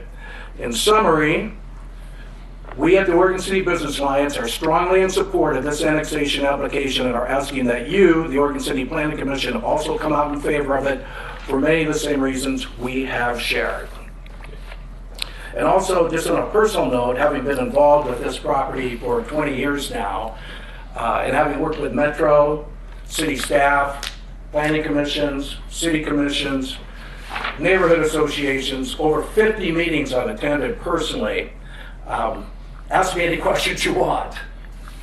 How are you involved? I don't understand. Do you own the property? Or? No, I do not own the property. I was involved at the very beginning, working with Metro and the city to try to find a way to build a secondary access from Holcomb to Redland without having to cross canyons. Bob Collison was the public works director at the time, and we sat down and looked at the topography maps of what the city had in its existing urban growth boundary or city limits. And we said, there's no way we can build this emergency secondary access. So we said, okay, Metro is now looking for possible expansions of the urban growth boundary in 2002. Let's analyze the maps and see where we can provide that secondary access. And that's when we included a couple of additional parcels. Most of this land was already in the UGB in the 80s. It's just Livesey Road, as people have shared, there's no way you can improve it because the homes back up to canyons. So you really can't widen Livesey Road to go ahead and make it the type of transportation passageway that you need. I might add that the Holly Lane extension is intended to not have any curb cuts. So when you look at it being a people mover, that's what its purpose is. You won't have people backing in and out. It's designed to go ahead and carry them from Holcomb to Redland and Redland to Holcomb to get to I-205 and 213. But I know I only have 3 minutes, but ask me any questions you want. Yeah, well, we have somebody else, You had charming person next to you who Okay. needs to Your red light. testify. Thank you. Thank you. William? I don't know what to call you now. So you in the middle there and the rest of the commission. Commissioner McGriff is good. Commissioner McGriff. Yeah, That'll I'm do not a it. chair. My name is William Gifford, and I live in Oregon City, and I had 3 points that I wanted to make. One is, there's been comment about how this has been voted on and voted down and voted on and voted down, and I think it's pretty clear that this is not the exact same issue that's been voted on before. That each time the issue has been more and more refined and more improved, if you will. I'm just suggesting that people realize that these were different issues that were voted on. Number 2 is the issue has come up regarding schools. And I think it's telling that the OCSD, the Oregon City School District, is not opposed to this annexation. And through their own statistical analysis, which is in great depth, is prepared to accommodate any growth that should occur if there is development. This is still a long ways away, annexation to occur first. The last point that I wanted to make was regarding traffic. The traffic in that area is already difficult at best, and not safe, and too crowded, and all those things. And a fix needs to be done. However, it seems to me as though the improvements that are required for that traffic system in that area can only be paid for by development. We need the development in order to be able to afford the improvements to that traffic system. That's all I wanted to say. Thank you so much. Good morning. So we have Mark. I'm just afraid I'm just going to mess up your name really bad here. So is it Datria? Did I get it? Sort of? It's Datria. Datria, okay. And George Thomas? No, it's not. Anytime you're ready. Hi, my name is Mark Datria, and I want to thank you for this opportunity to speak. I am a proud Redland, Oregon City, Clackamas County resident. Also, I'm a business owner, and although my shop is in Milwaukee, the majority of my employees live in Redland, Oregon City, or outlying areas such as Beaver Creek and Molalla. I've lived here for 20 years in Redland, and I moved from Southern California. And I can give you 100 reasons, or speak all day, about why it's better to live in Oregon City than Southern California. But I will tell you one way that Southern California has us beat. In Southern California, if a developer comes in to develop a property, even if they own that property, the governmental agencies there will say, if you will not cover almost 100% of all the infrastructure that it's going to take to support that new community, they simply say 2 words. They say, go away. I would encourage you that if this development happens and these people move forward, regardless of its developers in this room or any other developer, if they didn't want to pay for the infrastructure for the traffic issues on Redland Road, the access to 213, the access to 205, down the hill, Oregon City, and even Carver, if they're not willing to foot that bill with the profits they'll make from this, you need to have the respect for your community, the love for your community, and the wisdom to simply say, go away. Thank you. Okay, thank you, Mark. Mr. Thomas, you have 3 minutes. Okay. Could I have a second to explain the hearing thing first? We already know you've been up here before. We understand about the hearing thing. Yeah, I was born deaf. Yeah, we know that, yes. Okay. So what testimony and evidence do you have? Anyway, this annexation's been going on for over 12 years, and it's time for it to be annexed in peacefully or under emergency annexation, like I mentioned on Lizzie Road and all the problems it had with the sewage dumping into the creek below. Now, I'd like to move over to the side to Oakham side, and the same canyon that's dumping sewage, draw sewage into that same creek years ago. And it was annexed in under emergency annexation. And the only difference that I see between Lizzie Road and Oakham area over there. The 3 commissioners own property there, and I'm sure that didn't have any effect on the voting of that annexation. And anyway, I feel it should be put in. There's a lot of safety concerns that could be in. And as far as traffic goes, there's a lot of confusion on traffic. They're not going to add that many cars like people are thinking, like get 500 or 1,000 cars on the road all at once. As this development takes place, they'll be gradually putting the cars on the road each time. It won't be, and ODOT will be able to keep up with all the emergencies of this situation. And anyway, I just think that it'd be best for it to be put in now because it's been so many years. And thank you so much for your time. Thank you. Thank you. All right. Next up, we have Stephen Van Haverbeek and, hang on just a second here, and Randy, is it Poindexter? Yes. Okay, got it. I'm learning how to read all these handwritings.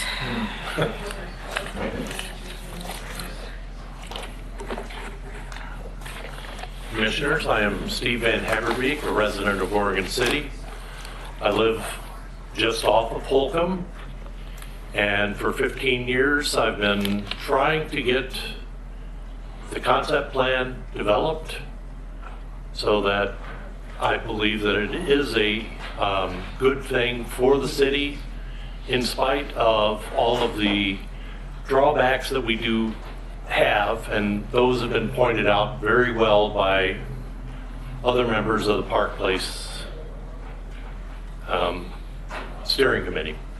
So the issue that I would like to have is the traffic connection between Holcomb and Redland. There have been a couple of occasions since I've lived there that it's been impossible to go down Holcomb Road, and I've had to go out to Carver to get around.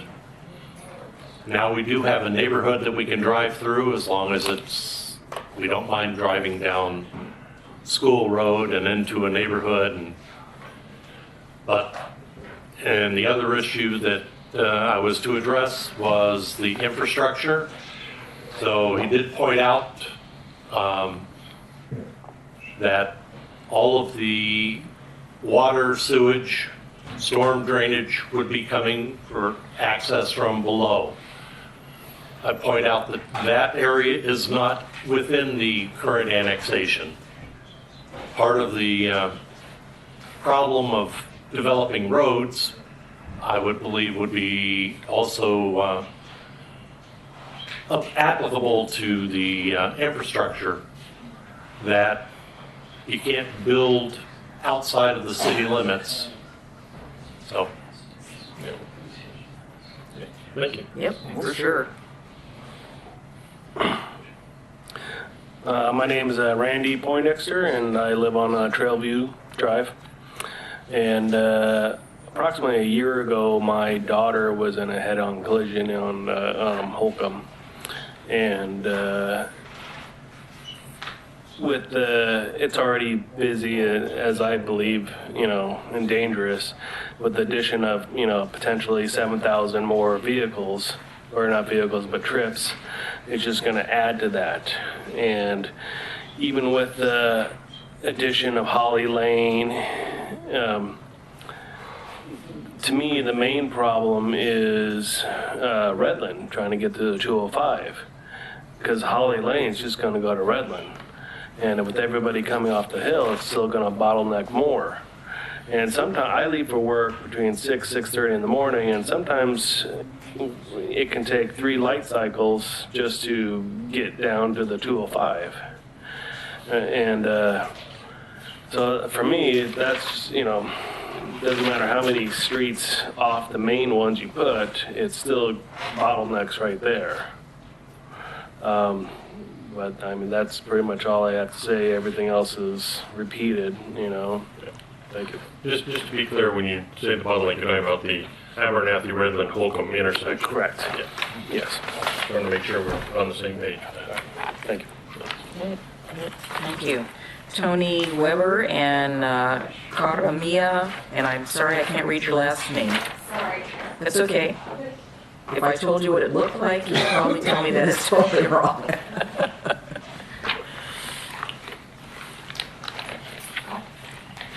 Hi, I'm Tony Weber. I live on Holly Lane, and I would like to address point 7 of the annexation factors because this would affect me personally and my family, but I think it's just an example of other people that have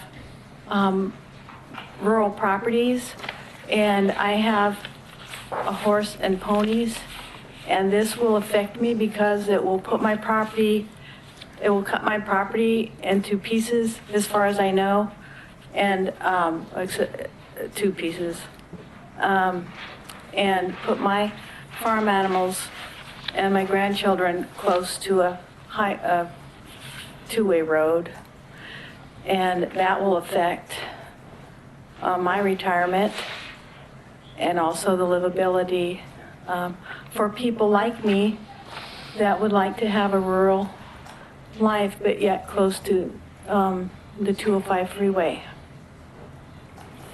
Thank you. You live on Holly? South Holly Lane. Okay, so you're on the other side of Redland from the, so. Yes. Okay, I just want you to know that right now, that's not even, I think, even in our urban growth boundary, so you don't have to worry about getting cut in half for quite a while. The part we're talking about is towards the Holcomb side of Redland, which is in the urban growth boundary, and eventually Holly would come down from Holcomb and join at that intersection. But I don't think there's any actual changes proposed for Holly itself, even the rest of the way up the hill towards the school. So, but still, your concerns about traffic and having more people, more cars coming through where you live is we understand what you're saying from that. And also, I thought I understood that it would be, when it turns to city property, that horses aren't allowed. Is that true? No. No. It's not. Okay. Yeah. Well, it's not grandfathering. Again, the term is pre-existing. Pre-existing. Yeah. So as long as you've got horses and you live there, you can have horses and you can live there. Okay, thank you. Sorry, we came up around the same time. I'm Karamia Hemion. Sorry, it's okay. a mouthful. I live on Swan.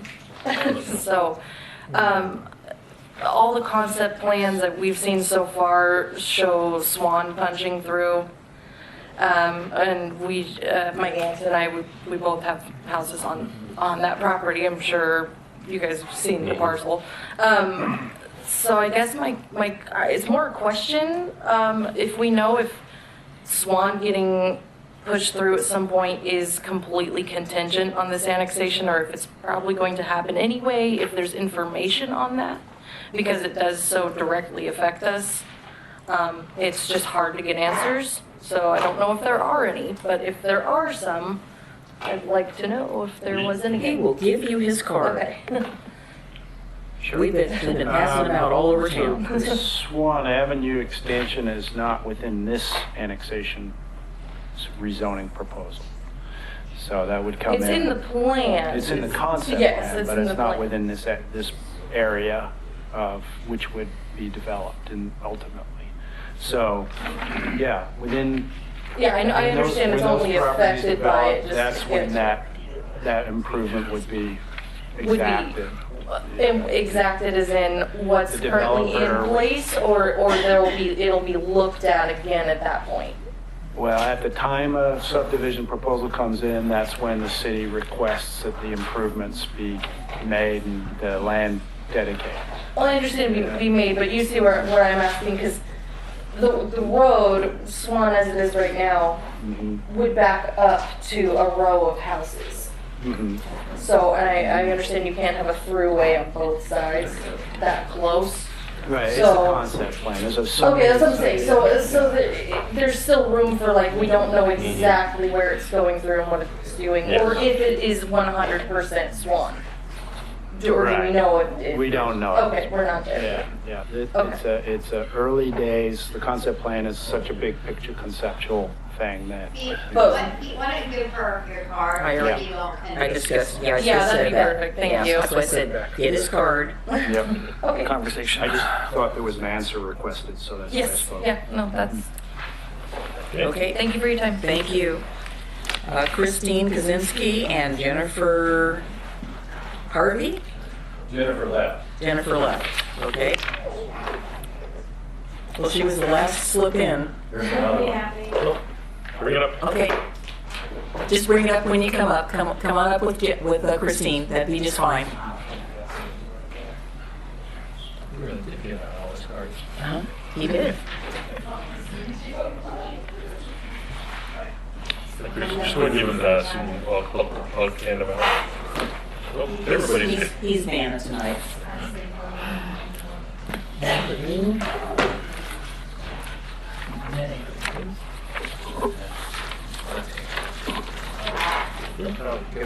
Yeah. I suppose we'll include her in the. Oh, you can exclude me. It's fine.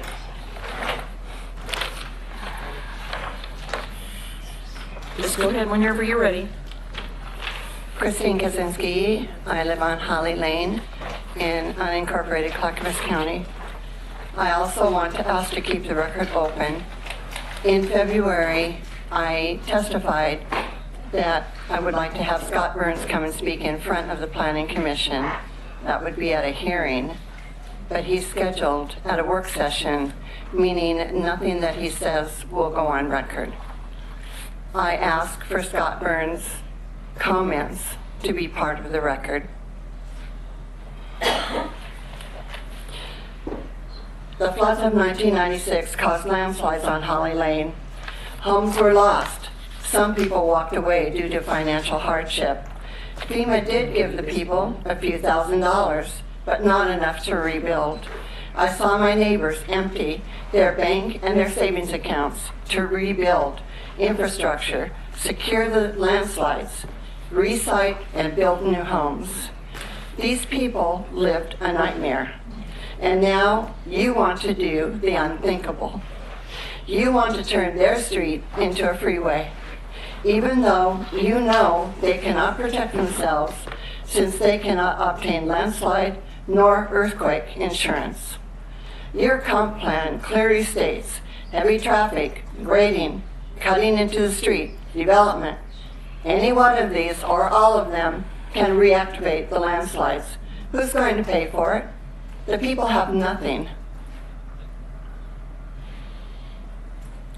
Yes, people are mad at a city that has planned poorly for a north-south connector between Beaver Creek and Redland Roads that can take heavy traffic. That's not Holly Lane. Tonight you are being asked to make a decision to approve or deny the application to annex and approve zone change for 92 acres to develop the Park Place plan. However, it does not matter if you approve or not because of the 800-pound gorilla in the room, which is landslides. Believe me, there will come a day when the 34 landslides in Park Place will rear their ugly heads. And the homeowners in Park Place are going to come and ask you, why didn't you tell me I was moving into a landslide zone? And why didn't you warn me that I couldn't get insurance coverage for losses due to landslides nor earthquakes? In Geologic Hazard Code 17.44.120, the city states it accepts no liability for hazardous landslides, but I'm not sure I agree with that. You have the Dogami landslide and susceptibility maps. You know what lies beneath that property. The people know nothing. I've already given you cases in Utah, Colorado, Washington, and now I'm giving you another case tonight, where a judge and jury awarded two couples more than $500,000 each because when they purchased property to build on, they were not told it was in a landslide area. I asked the city to do the right thing. Take Holly Lane out of your TSP, as these people have begged you to do for more than 10 years. You talk about safety tonight, this is where the worst safety is going to lie. Please deny the Park Place Plan application. None of these new homeowners will know they are living in a landslide zone. They will not be told. And they will not be able to obtain insurance. There is none across the nation. I asked this city more than 2 years ago to meet with the state and federal government to write a policy to cover property owners in landslide zones. The city never went forward to seek this help.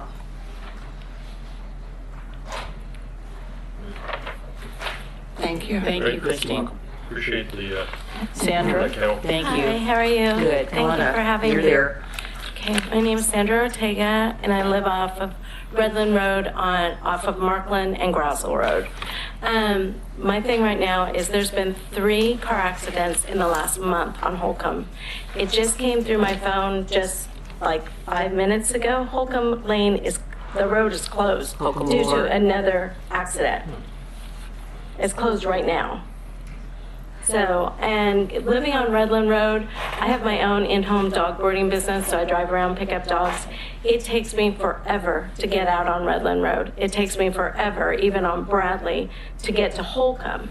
So, I mean, the roads to me are just a mess. If you're pulling a horse trailer, it is so dangerous to try to get out on Redland Road.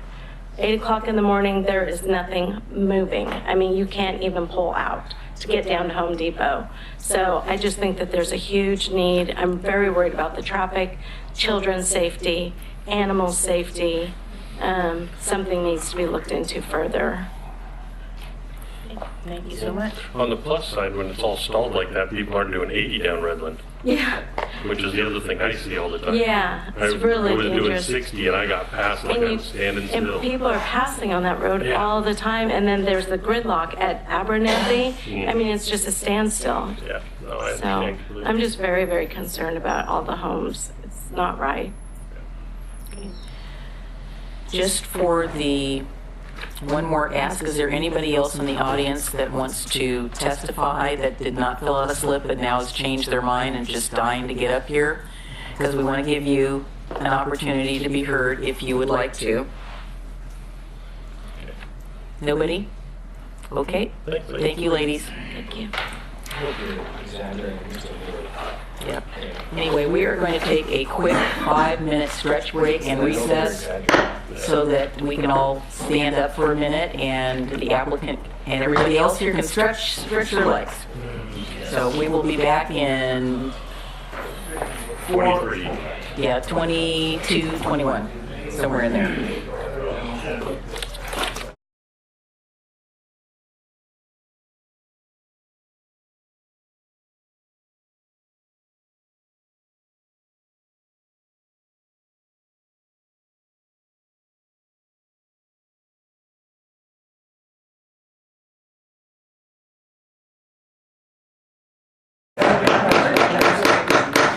Okay, thank you for your indulgence and for the stretch breaks. I hope everybody feels really good. If not, I'd be happy to lead you in some yoga exercises because I do know lots of them.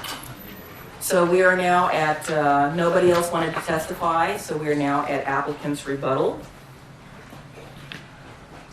That sounds like me. That does sound like you, but not like you. Rebuttal, it sounds so harsh. I know, it's all those legal Sounds terms. discussion. I don't know, that's just, you know. Uh-oh. Anyway, we will give you a little bit of extra time, but watch my face. If I make a frowny face, that means you're done. Okay. Well, we don't want you to make a frown. No, I don't either, because it's not good for your complexion. Thank you, commissioners, for giving us a chance to respond to some of the issues that have been brought Could you up. hold on just 2 seconds? That's the next thing. Oh, okay, this is not for this thing. Oh, thank you. I was thinking, oh, please, you know, something else to read right at the last minute. Okay, thank you. I'm sorry about that. It just, a little panic there. Okay, sorry about that. But I just want to say thank you for allowing everybody a chance to speak their minds. And clearly, there are a lot of emotions tied with this project, a lot of background that frankly I'm not aware of and I haven't been around long enough to see. So I won't accept the conceit that I'm going to be talking about a community I know a whole lot about tonight. So Really, I just want to make a few points about the applicable criteria in the law, and then I'm going to turn it back over to Rick, who's going to kind of summarize our position on the application. But before I do, I just want to make a general comment. I heard from a few folks, specifically when it comes to the issue of the vote that was had about this property, I guess, a number of times before there's an intervening change in state law. And, you know, the vibe I was getting from folks, and I think somebody actually said as much, is that, you know, this issue is bigger than the applicable codes and law, and I couldn't disagree more. The law is what it is, and when the legislature decided to change the law to allow cities to annex these types of territories without a vote, it gave those that wanted to petition for annexation a right to do so and a right to a fair hearing under the applicable criteria. So with that as the backdrop, I'm not going to speak any more about that. I mean, I think you can guess, as some of the opponents did, that our position is that the prior votes are not relevant to whether or not this actual proposal meets the criteria. So now that I've said that, I want to make 4 quick points. First, this is something that the city's been planning for a long time. It is recognized in the comprehensive plan and in the TSP, and this application does nothing more and nothing less than take the first step in implementing that plan. Second, and I think what's really relevant to some of the concerns here, specifically those regarding traffic, is that the annexation application itself does not authorize building a single house, chicken shack, anything on this property. The annexation proposal allows it to come into the city limits in order for it to make sense for a developer to move to the second stage. And that's going to involve a master plan, substantially more traffic analyses for the specific projects. It's going to include geologic hazard analyses, what we would call geotech, all of those things. But the reason why we have a multi-step process here is that until it comes into the city and there's some, at least, some level of assurance that the property can be developed, in this case that it's under the jurisdiction of the city, it doesn't make sense to do all those analyses at this point. But that's also why annexation does not allow development. It's simply a first step. The third thing I want to say is that, as you've heard tonight and staff has reiterated, this satisfies, at least in staff's view and in our view, all of the annexation criteria, all of the applicable guidelines. There's going to be adequate access to the site. It conforms to the acknowledged and adopted comprehensive plan, the transportation system plan, ORS Chapter 222, and Title 3.09. And then the last thing I want to say before my concluding remarks is that these transportation impacts, such that they can be determined simply by applying a zone, and that's what we're talking about here. We're talking about applying the zone to the property that the comprehensive plan is calling for. That's the basis for our traffic analysis. And what that results in is an assumption of how many units are going to be built. We don't know specifically what these roads are going to look like at a implementation level. We know it at a planning level. And that's the types of traffic impact analyses that are in the record, and that's appropriate. That's what the city calls for, that's what ODOT is called for, that's what the county is called for. And the applicant has responded to every single comment that's been brought up by both the city, county, and the state, and provided adequate analysis to demonstrate that this area can be developed as it's called for in the transportation system plan. And in that way, it is consistent with the transportation planning rule. Of course, when they come in for a master plan and further development types, you're going to see more refinement of those transportation impact analyses. You're going to see the city saying, we need to address this very specific traffic issue right here, and here's what you're going to have to build in order to do that. And I want to reiterate, Oregon, just like California, is a pay-to-play state. One of the reasons why there hasn't been any improvement out there, I would guess, is because there hasn't been a developer willing to foot the bill for all of the problems that folks here have identified on these streets. And that's how it works in Oregon, just like in most other states with comprehensive planning. So when a development application comes in, the city will say, here's what you need to do to adequately serve the additional units, the impact on our facilities. And until you build all that stuff, it's all on you. The only time when cities get into building infrastructure is when it's on their, in their transportation plan, and when in certain cases you have a developer who upsizes something. So if I go out and build a road and it's, for example, 2 lanes wide, or let's say it's 3 lanes wide, and it only needs to be 2 lanes wide to serve my project because I'm adding capacity that I don't need. In those cases, in some instances, local governments will reimburse. But that's not what we're talking about at this point. All that analysis comes later once we know exactly how much it's going to cost to build these facilities, what those facilities are actually going to look like at a design level. But I want to assure this commission that the applicant will have to pay to play and will have to foot the bill for all of the infrastructure necessary to address the applicant's impacts. The last thing I want to say is a response to the request for a continuance at this point.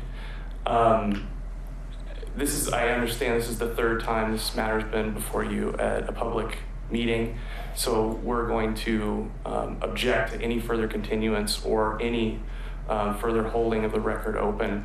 I don't think that there's going to be a big change in what comes into the record, and I also want to point out that the only traffic studies that were developed by a traffic engineer demonstrate that this project can be adequately served with transportation infrastructure.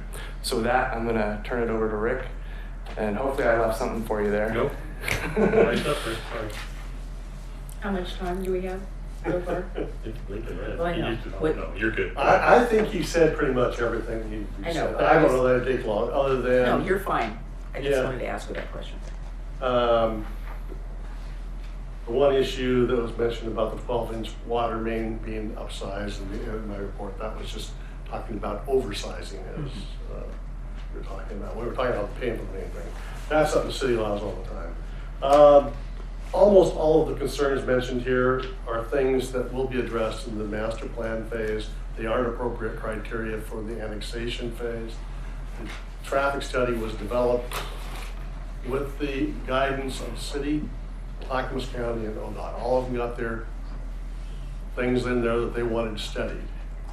ODOT required that we study it based on the amount of commercial that's shown in the city comprehensive plan, even though that's not what's allowed under the Park Place concept plan. So it overstates the case, the amount of commercial traffic. And they asked us to look at the worst case of what can be developed there, and when that's not consistent with the neighborhood commercial that's allowed in the concept plan. So everybody got their shot at it, all agreed the analysis was adequate, and we all know that we're gonna have to do it again and again and again as we go through each phase of this thing.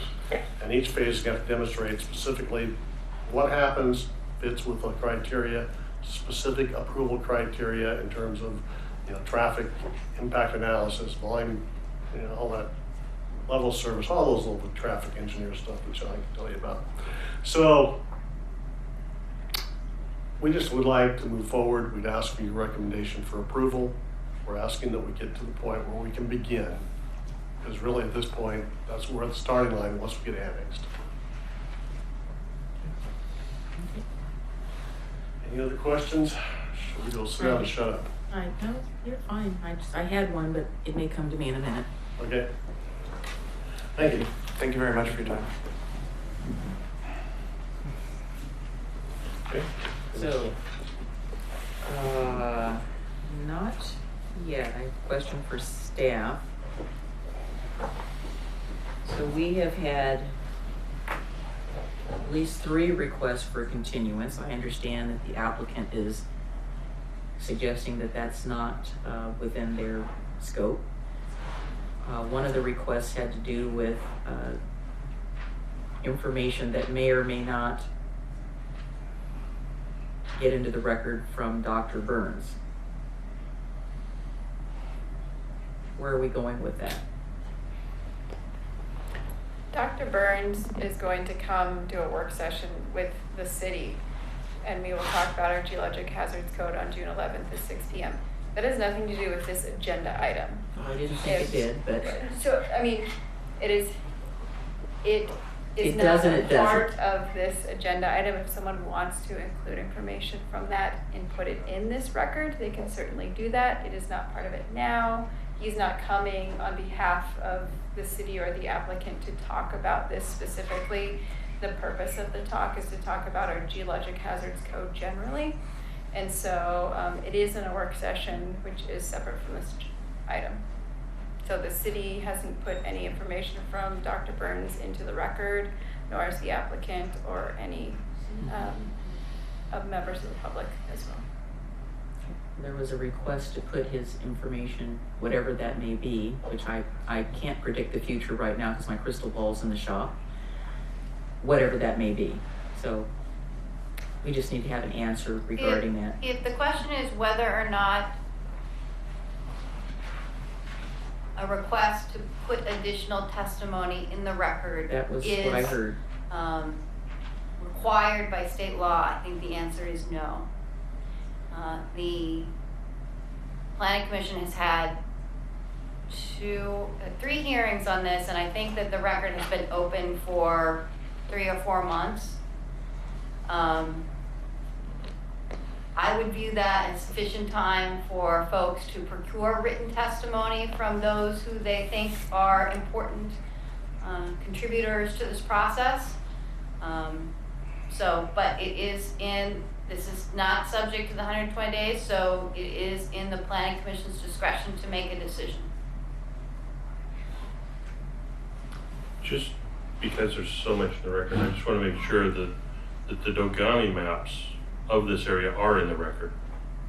I believe, I Yeah, remember. testimony from,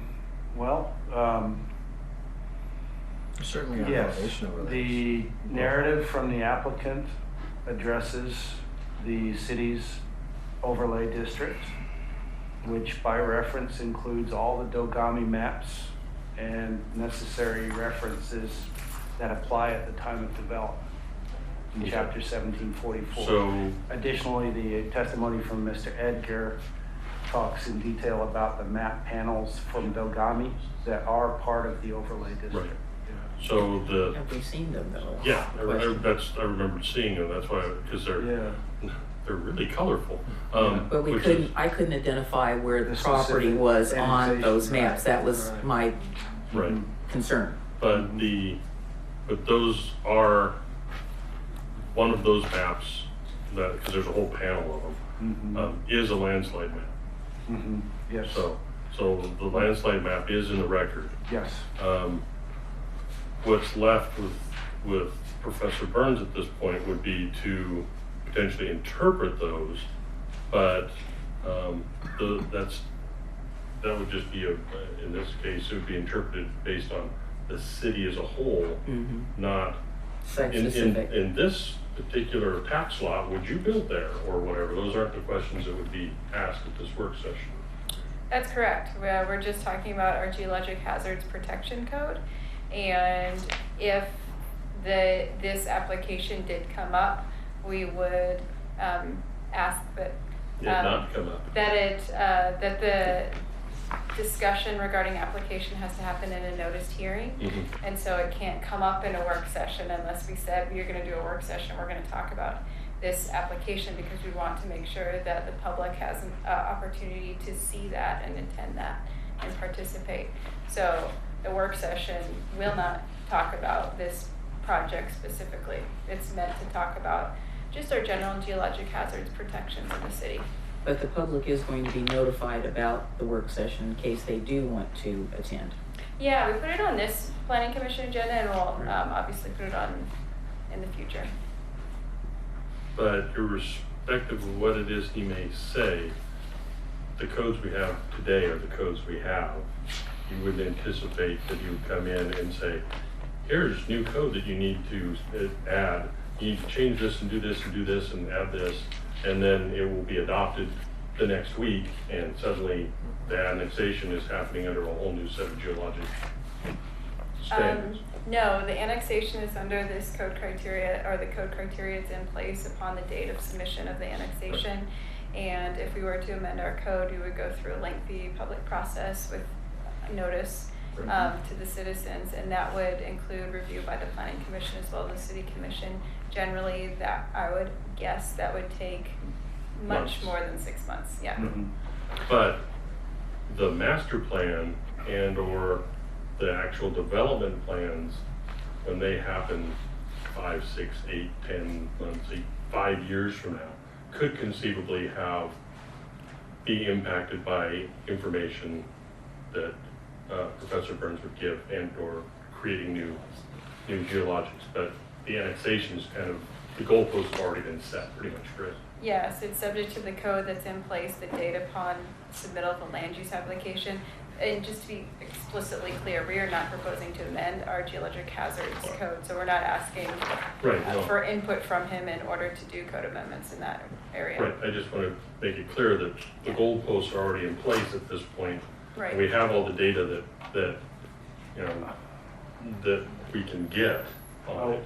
I just want to clarify that point too, because the annexation and zoning don't vest the geologic hazard code for the future land use applications. Right. Yeah, they don't. Right, we would look at the code that's in Yeah. place when the master plan or detailed Yeah, development when plan come in. assuming that this annexation and code change happens, the game is now over, and there's a new game with whatever goalposts happen at that Well, application. new criteria, new codes when Well, that I happens. mean- I wouldn't Yeah. call it a game, but. I wouldn't either. Yeah. Well, we're using the word goalpost, so Yes. that's fine. Yeah, so Yeah. we'll look at geologic hazards many times Yes. through this development process, and as And we things get can closer, it'll change get during fine that time. tuned. Okay, well, we've had, like I said, 3 requests for continuance, and I guess as you specify, Carrie, that it's going to be up to us to make a decision whether we want to do that or not, because we're not subject to the 120-day rule. So I'm a little apprehensive at this point. So, can I close the public hearing so that the Planning Commission can deliberate? Yeah, because we can always open it up if that's what. Okay, anybody have an objection? Not Egyptian, but objection? Okay, so I'm gonna close the public hearing for Planning Commission deliberation. I hear you. Well, my thoughts on this go with all the various players in this application. We got the state, we got Metro, we got the county, we got the city, we got the school district, we got the fire district. And we're sitting here as a quasi-judicial body according to state law. And one word comes to mind, compliance. We're here to determine whether or not the application is in compliance with our ordinances and state law. I would be derelict in my duty as a planning commissioner if I didn't review this application to determine that factor. And in my judgment, they've complied with everything that we've required of them. This is probably the best thought out on-site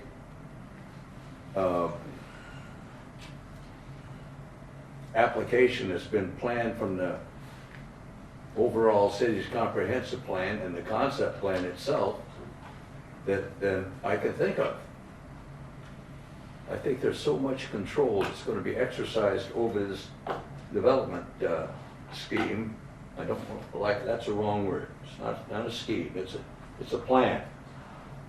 And the city has so much control until until building permits are issued, that that we finally get some control over the expenditure of public funds to improve facilities.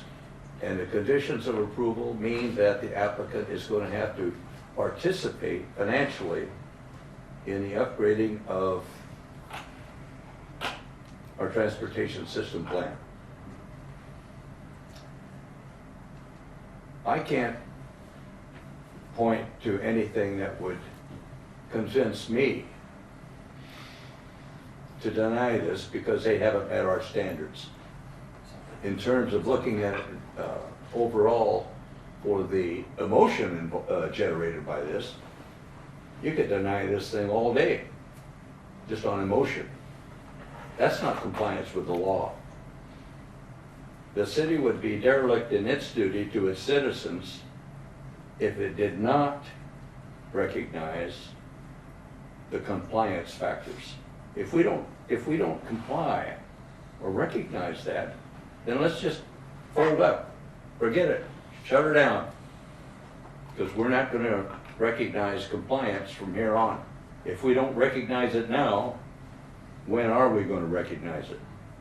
So I'm going to support this. So may I ask you a question? So we were talking about the issue of whether we're... You just asked me a question, so I'll stop talking. No, no. Go ahead.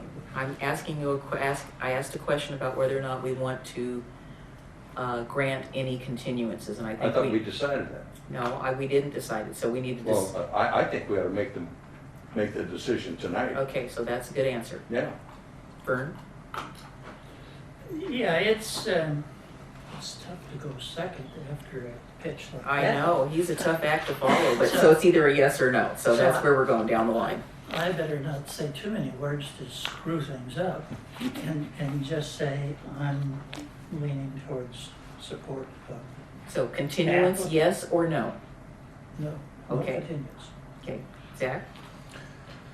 I think it's important to separate the annexation from the development. I think the development, it will have its own challenges, and we will get to talk about them when that happens. But I am also supportive of seeing if we can do this tonight.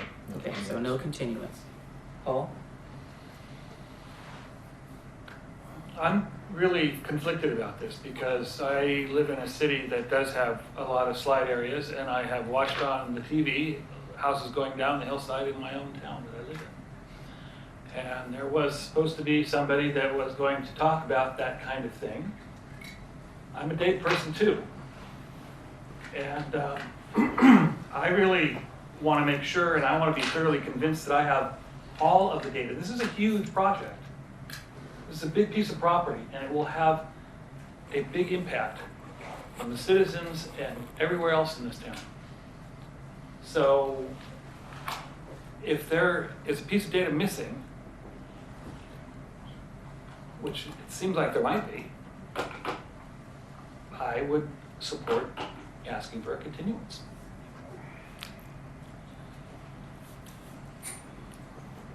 I'll keep it simple. No, I don't think a continuance is appropriate because the information we get isn't appropriate for this annexation. It most definitely is appropriate for the master plan and development. But whether or not the property is in or outside of the city and it's landslide prone is not necessarily relevant. Okay, but what about criteria or factor 5 under 1404-060? Mm-hmm. Yeah. Okay, I want to know whether or not that factor can be considered and if it's met. Well, the steep slopes have been met because we have regulations for steep slopes. It doesn't change the fact that we're just identifying it. It doesn't say that it nullifies their ability to annex. Mm-hmm. It just says that we have to identify it. And we have the Dogami maps, and there aren't any new Dogami maps that show where those hazards are. But it says that we are to consider the factors. Yeah. I think we have considered it though, Paul. And I think it's more appropriate to consider them in if any development moves forward. You know, for the master plan, for like where are roads and how there's a slide here. So does that mean the road needs to move over? And I understand the cleavage of future development and annexation, but this is not just development and annexation. This is annexation, a zone change, and then development. So there's an intermediary in between there. And while we have talked a lot about annexation, while I think that a lot of the criteria have been met for annexation, I don't know whether or not the criteria have been actually met under the reasonable worst case scenario for the zone change. I'm not convinced of that. Even though it complies with our comp plan? I'm not convinced that it complies with our comp plan. That's the problem. What are you not convinced about? So we're asking about the continuance. We can get into Well- the specifics. Well, I just said no, I so know, that means I know. that's 4. So. Okay. So I think, yeah. Yeah, So okay. So let's Yeah. move on. Okay, so we'll get back to this because there's a couple things we have to get back to. So I guess where I'm at on the continuance is that if I had some site-specific information that Dr. Burns was going to be supplying, I would be Right. Yeah. interested in hearing that and leaving the record open only for that information, but that is not what the purpose of the work session is for. It is not a site-specific review of this particular application, and therefore I can't really feel compelled to request that the record be left open for something that may or may not be relevant to this particular request. So I'm going to say that I don't support the continuance. Fair enough. So we are there at that point. So that's issues dispensed. So there were Do you two want to things. close the public record? We did already. We closed the public hearing. You closed the public hearing, you want to We're, close it? we're getting there. So this is still us deliberating, having a discussion. We'll close the record. But there were two things that came up at this, and one of them we already talked about, which had to do with the Holcomb Boulevard Enhancement Plan. And I can't remember whether you said that the applicant really addressed that or not, because I don't know if we addressed it in our report. And then there was one other thing, somebody had a question, let me see if I can find it, that we had written down, that I had written down. Oh, What zoning was used to calculate the TIS? no, they wanted to know, Ray Rankin asked about, whether the zoning would default to R10 or could it default to R10. And then we had somebody else ask a question about, was the impact of accessory dwelling units calculated into the transportation information? So. And I don't know if any of those are relevant, but those were just notes that I wrote down that Right. said, get back. So I'm doing that. I can talk to what's in the record already, if that would be helpful. Sure. So the Holcomb Boulevard Pedestrian Enhancement Concept Plan was adopted before the TSP, and it has a section 8 which deals with the road section abutting the applicant's property. And on that page, it talks about the requirement for dedication at the time of development. So unlike the earlier phases farther down Holcomb Boulevard, that particular phase was much more deferring to the development process to get things built. Additionally, the TSP, in conference with John Replinger, does identify specific transportation sidewalk infill projects along Holcomb Boulevard. Specifically referencing back to that But plan? not specifically So we referencing need back to to do that that. plan, correct? That needs to happen. So I don't know what we would put in the record to see if there was a reference to the Holcomb plan from the TSP, because it might not. But Is there a yeah. way to put in the finding that Mhm. in addition, Mhm. because it was brought up not that this Yeah. would be in there, but because it was brought up in testimony, that needs to be referenced as one of the findings, specifically talking about, in addition to all the other improvements and blah, blah, blah, blah, blah, Holcomb Boulevard Enhancement Plan as per blah, blah, blah. Section 8 or whatever. Whatever it is. Are we gonna take a vote on the continuance or not, so we can continue? We did, which we took an informal vote, we are not continuing.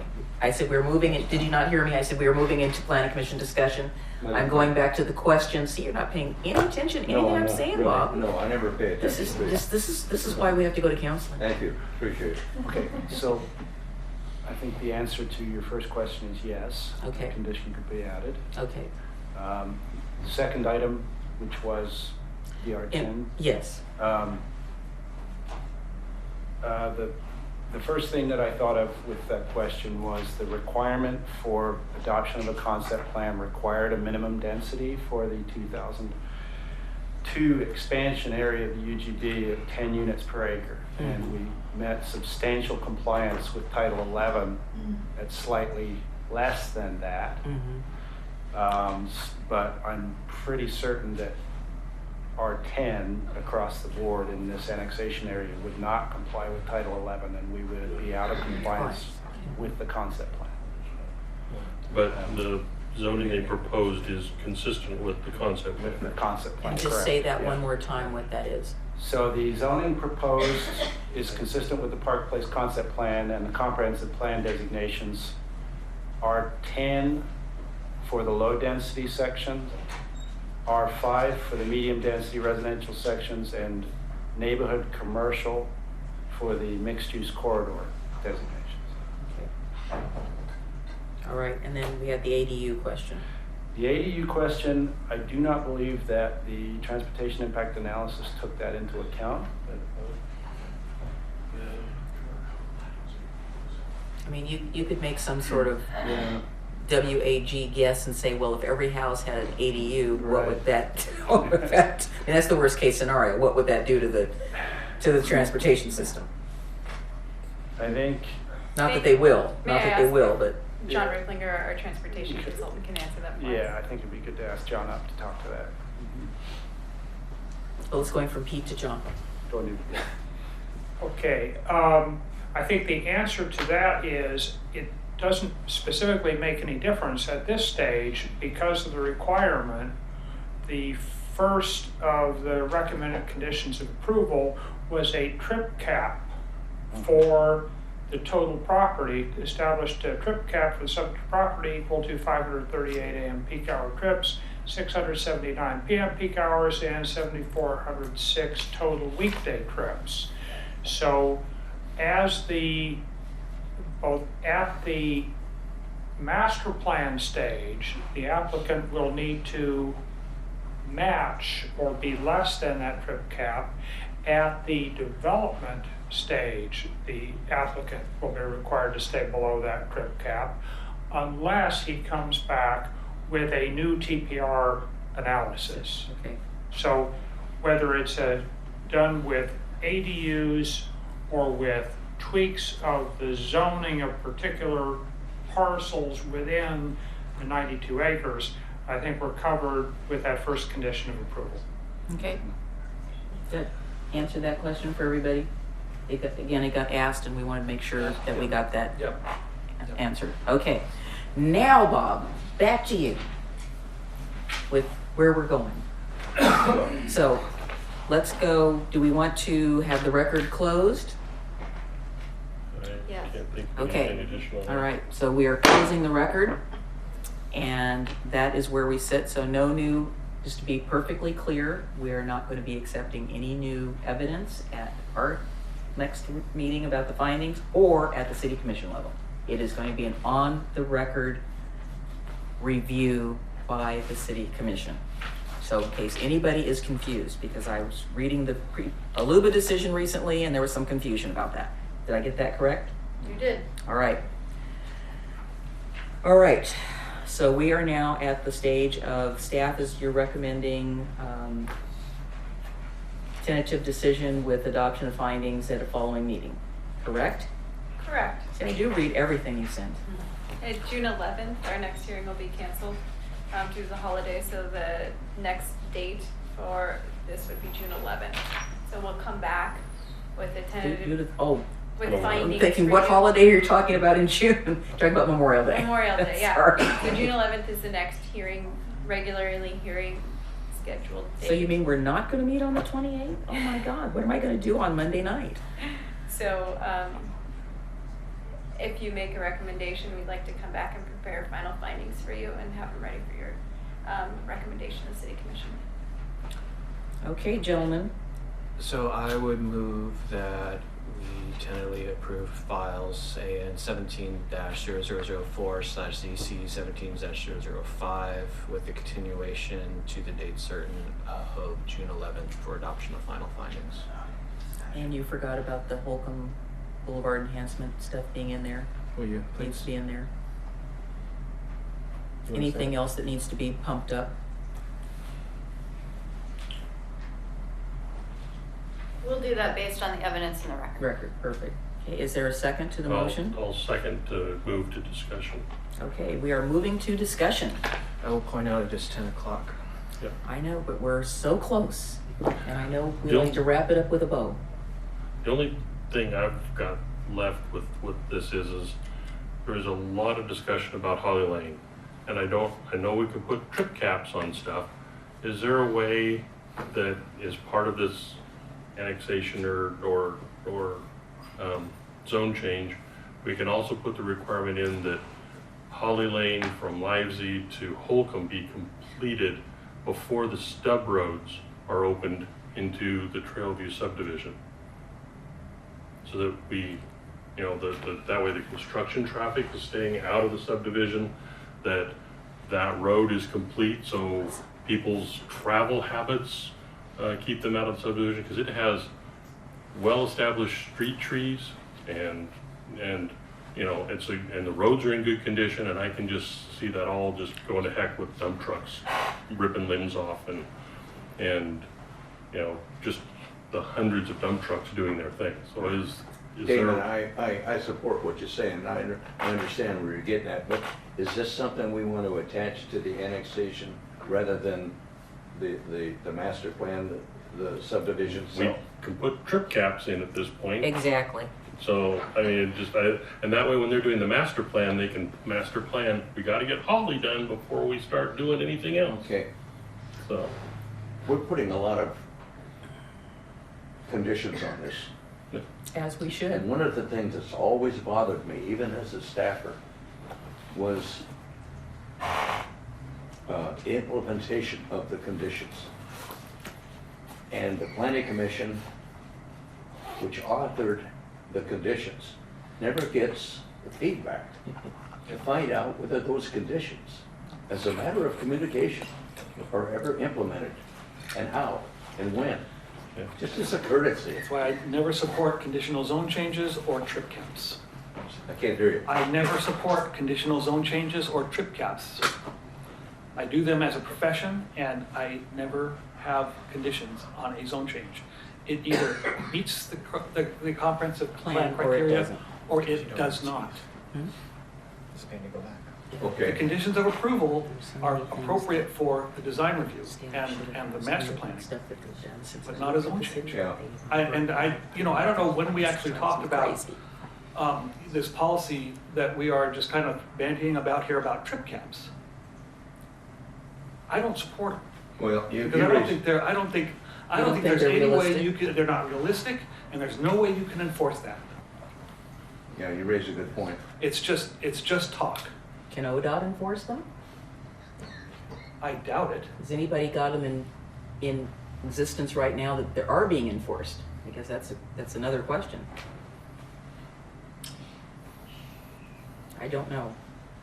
well, So I that's where I'm agree coming with what you're saying. I hear what you're saying, but the flip side is, I think which road gets built is something that is easy to see and which is enforceable. Okay, but if you have to do trip caps, and if we have to approve a TSP that has alternative modes and we're over the one for road capacity, why are we annexing more property?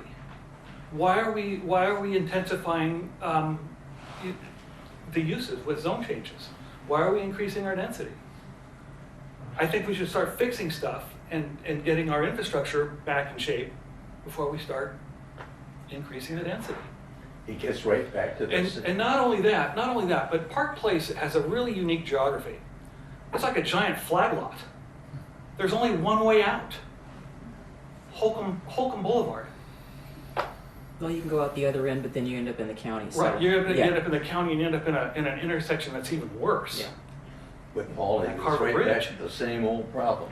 Well, The city can't afford it. okay, We don't have the money. that's not before us though. Whether or not the city can afford it is not before us. That's not for us to consider. Everything's before us. Not affordability. You know, it's No, it's whether or not the comprehensive plan criteria are met, just like you said. part of the dilemma that this commission, since I've been on it, has continually had is the very issue that you bring up, Paul.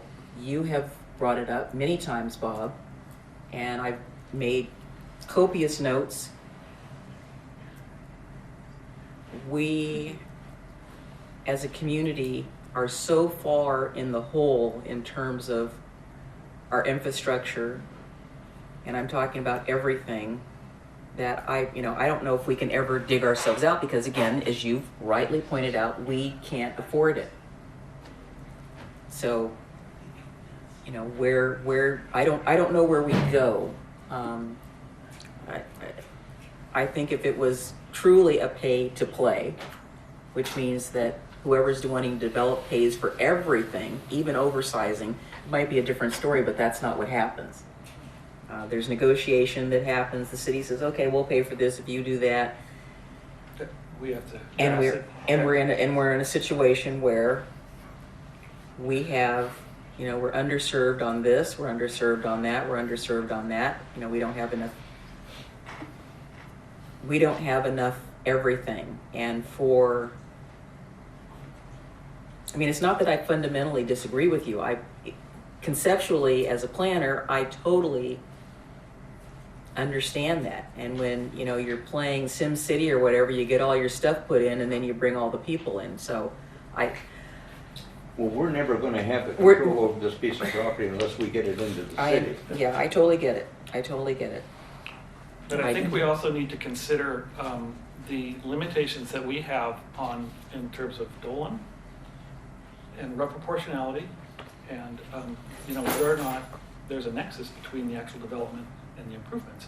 Because it could be very easily argued that a lot of our intersections that are at critical levels now could be argued that they are excluded from this particular project because there isn't a nexus or there isn't any proportionality. You know my opinion about transportation analysis. It doesn't include right the bigger picture. It only looks at this little picture, and then you've got everything else out there. And I think one of the things I'd like to do before I leave this group is I really would like to see that changed. I can't understand how that makes any sense whatsoever. Although I will say, I think this development is much more in tune with the intersectional impacts than a lot of the other developments. I mean, it's clearly impacting. And I appreciate that. That's clearly impacting Anchor Way, and that's part of it. It's clearly impacting the Holcomb Redland.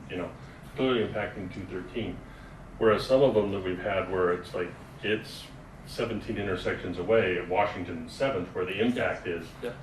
So at least they're on the hook for the three big ones, or at least two of the three big ones. Yeah, but it would be nice if 17th and Washington got fixed, because I'm impacted.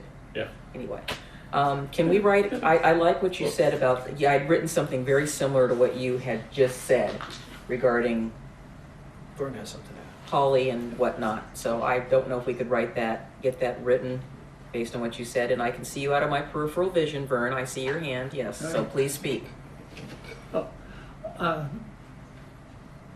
We have some questions before us tonight that we can deal with, I think. Annexation and zone change.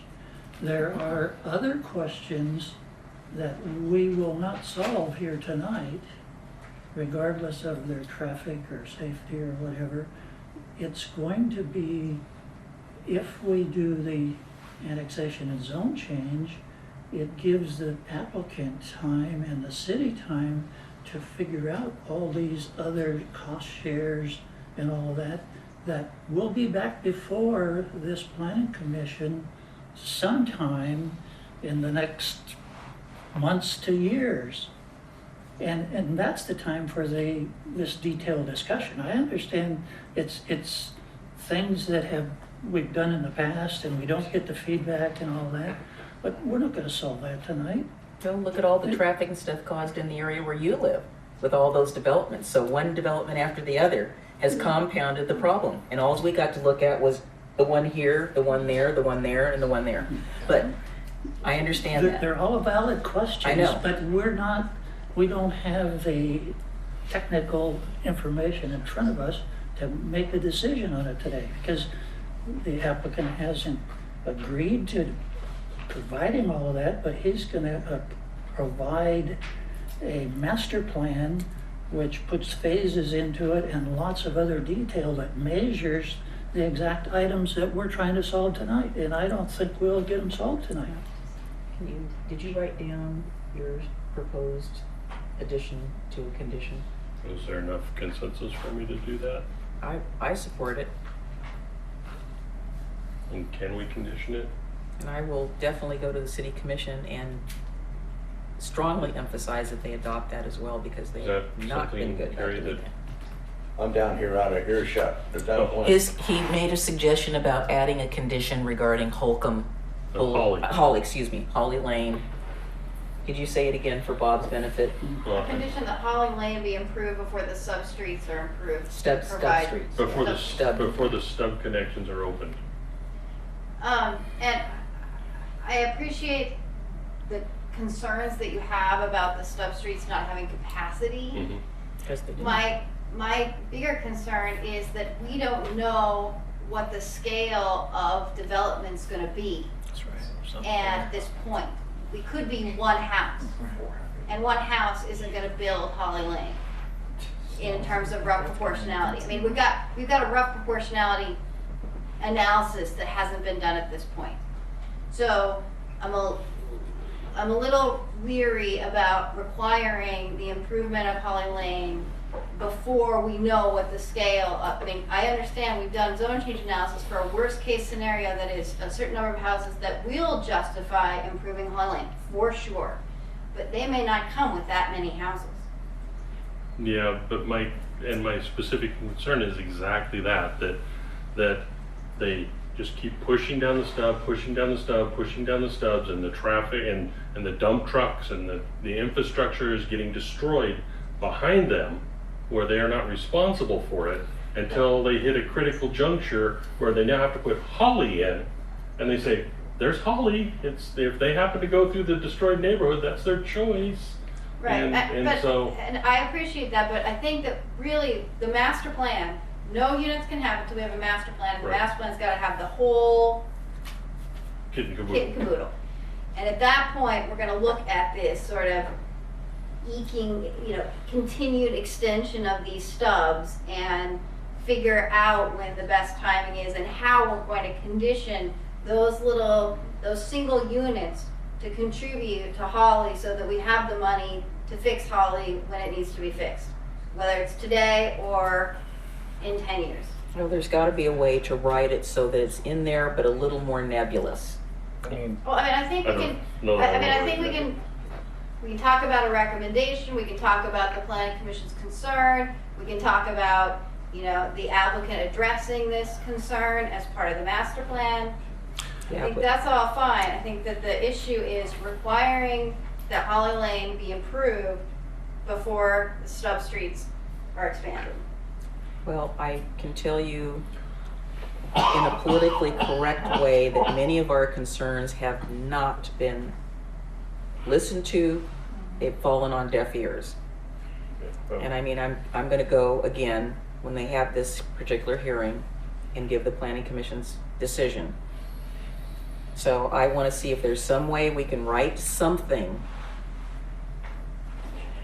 with regard to what Damon is trying to get at that would be acceptable to the commission and acceptable to our legal counsel. But I want to see something, this is my opinion only, I want to see something in there about that. Well, I don't know how we get there. I like your recommendation, David. I wonder if including it as a recommendation, that's what's something we're going to be looking for in the master plan, might be enough to keep it there. Because I mean, what I'm hearing is if it's in the master plan and this commission or the next commission that sees that or will be expecting it, we're kind of assuring that we're not losing that. I hope so. We don't want to have Lisa Novick come back and say, by the way, you did this in 2018 and it's now 2025 and it hasn't happened. Right. This is true. Well, we will too. Well, can we legitimately tie that to the annexation? Because I see what Carrie's getting at. She's having a difficult time justifying a legal argument to back this up. If I understand what you're saying, Carrie. Are we on legal? But it's legal argument, and I don't know if we need legal argument or don't. stickiness. We need some sticky, we need some glue. So that's what I'm saying, try to craft something that we can come back and just, and Well, and approve. we can get that at our next meeting. Right, that's what I'm saying. Not tonight, we're not gonna try to draft it tonight, but we want something like that in there, depending on where we're going with this, so. And to be clear, I was only talking from Livesey to Holcomb, because I Right. know that that's the only property that's in Right. there. And, you know, Yeah, so. it's a bonus. Yeah, yeah. So that, I guess I may have not heard or misinterpreted. Just tell us to speak up. It was Livesey to Holcomb. Right, Yes. 'cause that's, Yes, that's the only part. And that's, and I see that's within the Scope of what we're talking about. jurisdiction or the responsibility of the developing Mhm. team. Exactly, that's Because they exactly own what he it. said. Yeah. So, with that understanding, yeah, I don't know what the words are. I don't either. I don't know. Depending on the size of the development, but we Right. can talk about the words Yes, next time. time, yes. So the motion was to approve your conditions with the addition with the addition of the Holcomb Boulevard pedestrian concept plan. Enhancement plan. Actually, it was just a concept. No, it was but the anyway, enhancement whatever. plan. We know which one we're talking about. Yes, the enhancement plan. And then I'm proposing we amend that to include that Holly Lane be prioritized between Livesey and Holcomb. Is that? Sure. Okay, so that's the motion and he Right, approved with it. two Yeah, we have a second. amendments. Yeah, we have a second. So, that- All right, So I just want to clarify that proposal recommendation is a condition on this. That was not a recommendation. We'll work on that. they'll work on it. We'll work on it Yeah. and come back with either some alternatives or, and then they can make a decision. Right, okay, got it. Okay. Commissioner Maybe? Aye? Commissioner Hampton? Aye. Commissioner Espy? No. Commissioner Mahoney? Aye. Commissioner Johnson? Aye. Commissioner McGriff? Well, there's one minor privilege about going last. I have been struggling with this particular application for quite a while, and I want to thank, first of all, Pete for answering all of my thousands of questions that I've had about it.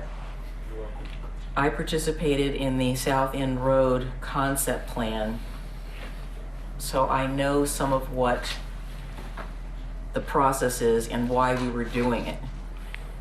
And I know that it's been brought up in testimony that it's been 10 years since we adopted the Park Place concept plan, and it's time to get going. I support the concept plan process because I think it's an important step in where we're going.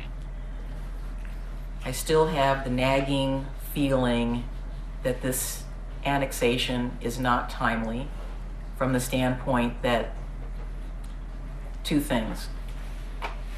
Knowing very well what the financial situation is that the city is in, and that we're continuingly are behind, even with development, and we're developing at a pace that I don't think is sustainable down the road. Well, I think the road's already here, so let me just say that. I think it's already here. I now have the privilege of saying I've lived in this community longer than I've lived anywhere else, and I have seen the change from a town of 10,000 to 33,000+. And you all know, many of you know where I live. Those of you that don't, just not gonna know, but there's a lot of traffic in this town, and I see a lot of it. I have really, really mixed feelings about this particular request because I, like Bob, like to separate the annexation from the zone change and the development. I don't like these applications together, and I will say that again on the record. I think it's too much all at once. I think annexation should stand on its own and then come back and talk about the other parts. It's just a personal opinion. As a professional and retired planner, I still have issues with those things. You all know how I feel about transportation plans and the reports that we get, because I don't think they do enough. So it is with great reluctance that I am going to vote yes on us looking forward with this. And I will say that my vote right now is conditional because it's going to depend on what the findings are. And I will review those and scrutinize those a great deal before I make my final decision. So that's where I am right now. On the plus side, if we annex them in, they can't cut down any of their trees. I better not be driving up there in the next month or two and find out that the trees are going to be down, because somebody's going to be in major trouble. Oh, they will. So, Have to go against. I know we don't, but we've reiterated this time and time again. I saw the property over by the school, after it got clear cut, that is just sad. So anyway, So I think we're on the record and we're done. we'll return with findings On June consistent with 11th. your decision on June 11th. Yeah. Okay, thank you. Thanks. So I think we need a decision about continuing the meeting. I think after we're 10 going to be o'clock. continuing the I meeting. think so. I would like to. Would you like to make a motion, please? Yes, is there anything that we need to hold out for? We're going to approve the minutes really, really fast. Well, let's do that first. Okay, we're going to, well, we have another public hearing, so we need to continue that, and then let's do the minutes like all To the time. continue the, Yes. three, Yes, let's move to continue. This one? Yes. So I will move to continue Planning Commission file 18-06. 8 to June 11th. June 11th. I'll second it. So it's been moved and seconded that we are continuing Keith. Correct. Yes. The file on the remand. The remand is off. Commissioner Maybe? Aye. Oh, do we have a date certain? Yes, he said June 11th. Okay, thank you, yes. Aye. Commissioner Hankett? Aye. Commissioner Espy? Aye. Commissioner Mahoney? Aye. Commissioner Johnson? Aye. Commissioner McGriff? Aye. Yeah, we Okay. just got too many letters anyway. Yes, okay, so do we have a motion to approve the minutes in mass? Damon. Because I've read them all. Did everybody read them all? Everything you said that was perfect and wonderful. And yes, I just received a call from a citizen about a day ago wanting to know where the minutes were. And I said, with great deal of foresight in my crystal ball, I said, they are coming. So thank you for not making me look bad. Move approval for the minutes of 4:10, 5:08, 5:22, 6:12, 7:24, 8:14, and 9:11, 2017. I second it. That's efficiency. Commissioner Maybe? Aye. Commissioner Hankett? Aye. Commissioner Espy? Aye. Commissioner Mahoney? Aye. Commissioner Johnson? Aye. Commissioner McGriff? Aye. All right, we have minutes. Are there any communications that we can talk about in the next second? Yes. I'm losing Zach. Just as a reminder, we have moved to 698 Warner Carter Road, which was the annex at Mount Pleasant School. So come visit us there. Our normal hours are Bring food. between 8:30 and 3:30, Monday through Friday. And then our next planning commission meeting is canceled. Enjoy the holiday, and we'll see you back here June 11th. We'll see you at 6 p.m. for our work session June 11th. with Dr. Burns, It's and then Monday. we'll have our normal Yeah, hearing 6 at p.m. 7. Yeah. And the workshop tomorrow? And there is an equitable housing workshop tomorrow, and we'll see you all there. Pete, you want to talk about the location? Yeah, so the workshop tomorrow night is at the public library. It starts at 6, and it will be a facilitated discussion to look at the code amendments for equitable housing. Our consultants, Steve Faust and Elizabeth Decker, will help with facilitation along with the project advisory team members that will be in attendance. It'll go till 8 p.m. and we anticipate we will have about 40 to 50 attendants at this point.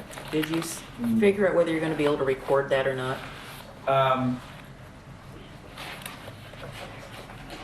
We will record it. Yeah. Good, perfect. And speaking of, so Yeah. just for the record, the Oregon City Public Library in the Carnegie Building has 2 new signs on the corner of 7th and John Adams and 6th and John Adams, so please enjoy. They are fabulous, if I may say so. I Okay, would being, move we adjourn. okay, being no further business, we are adjourned.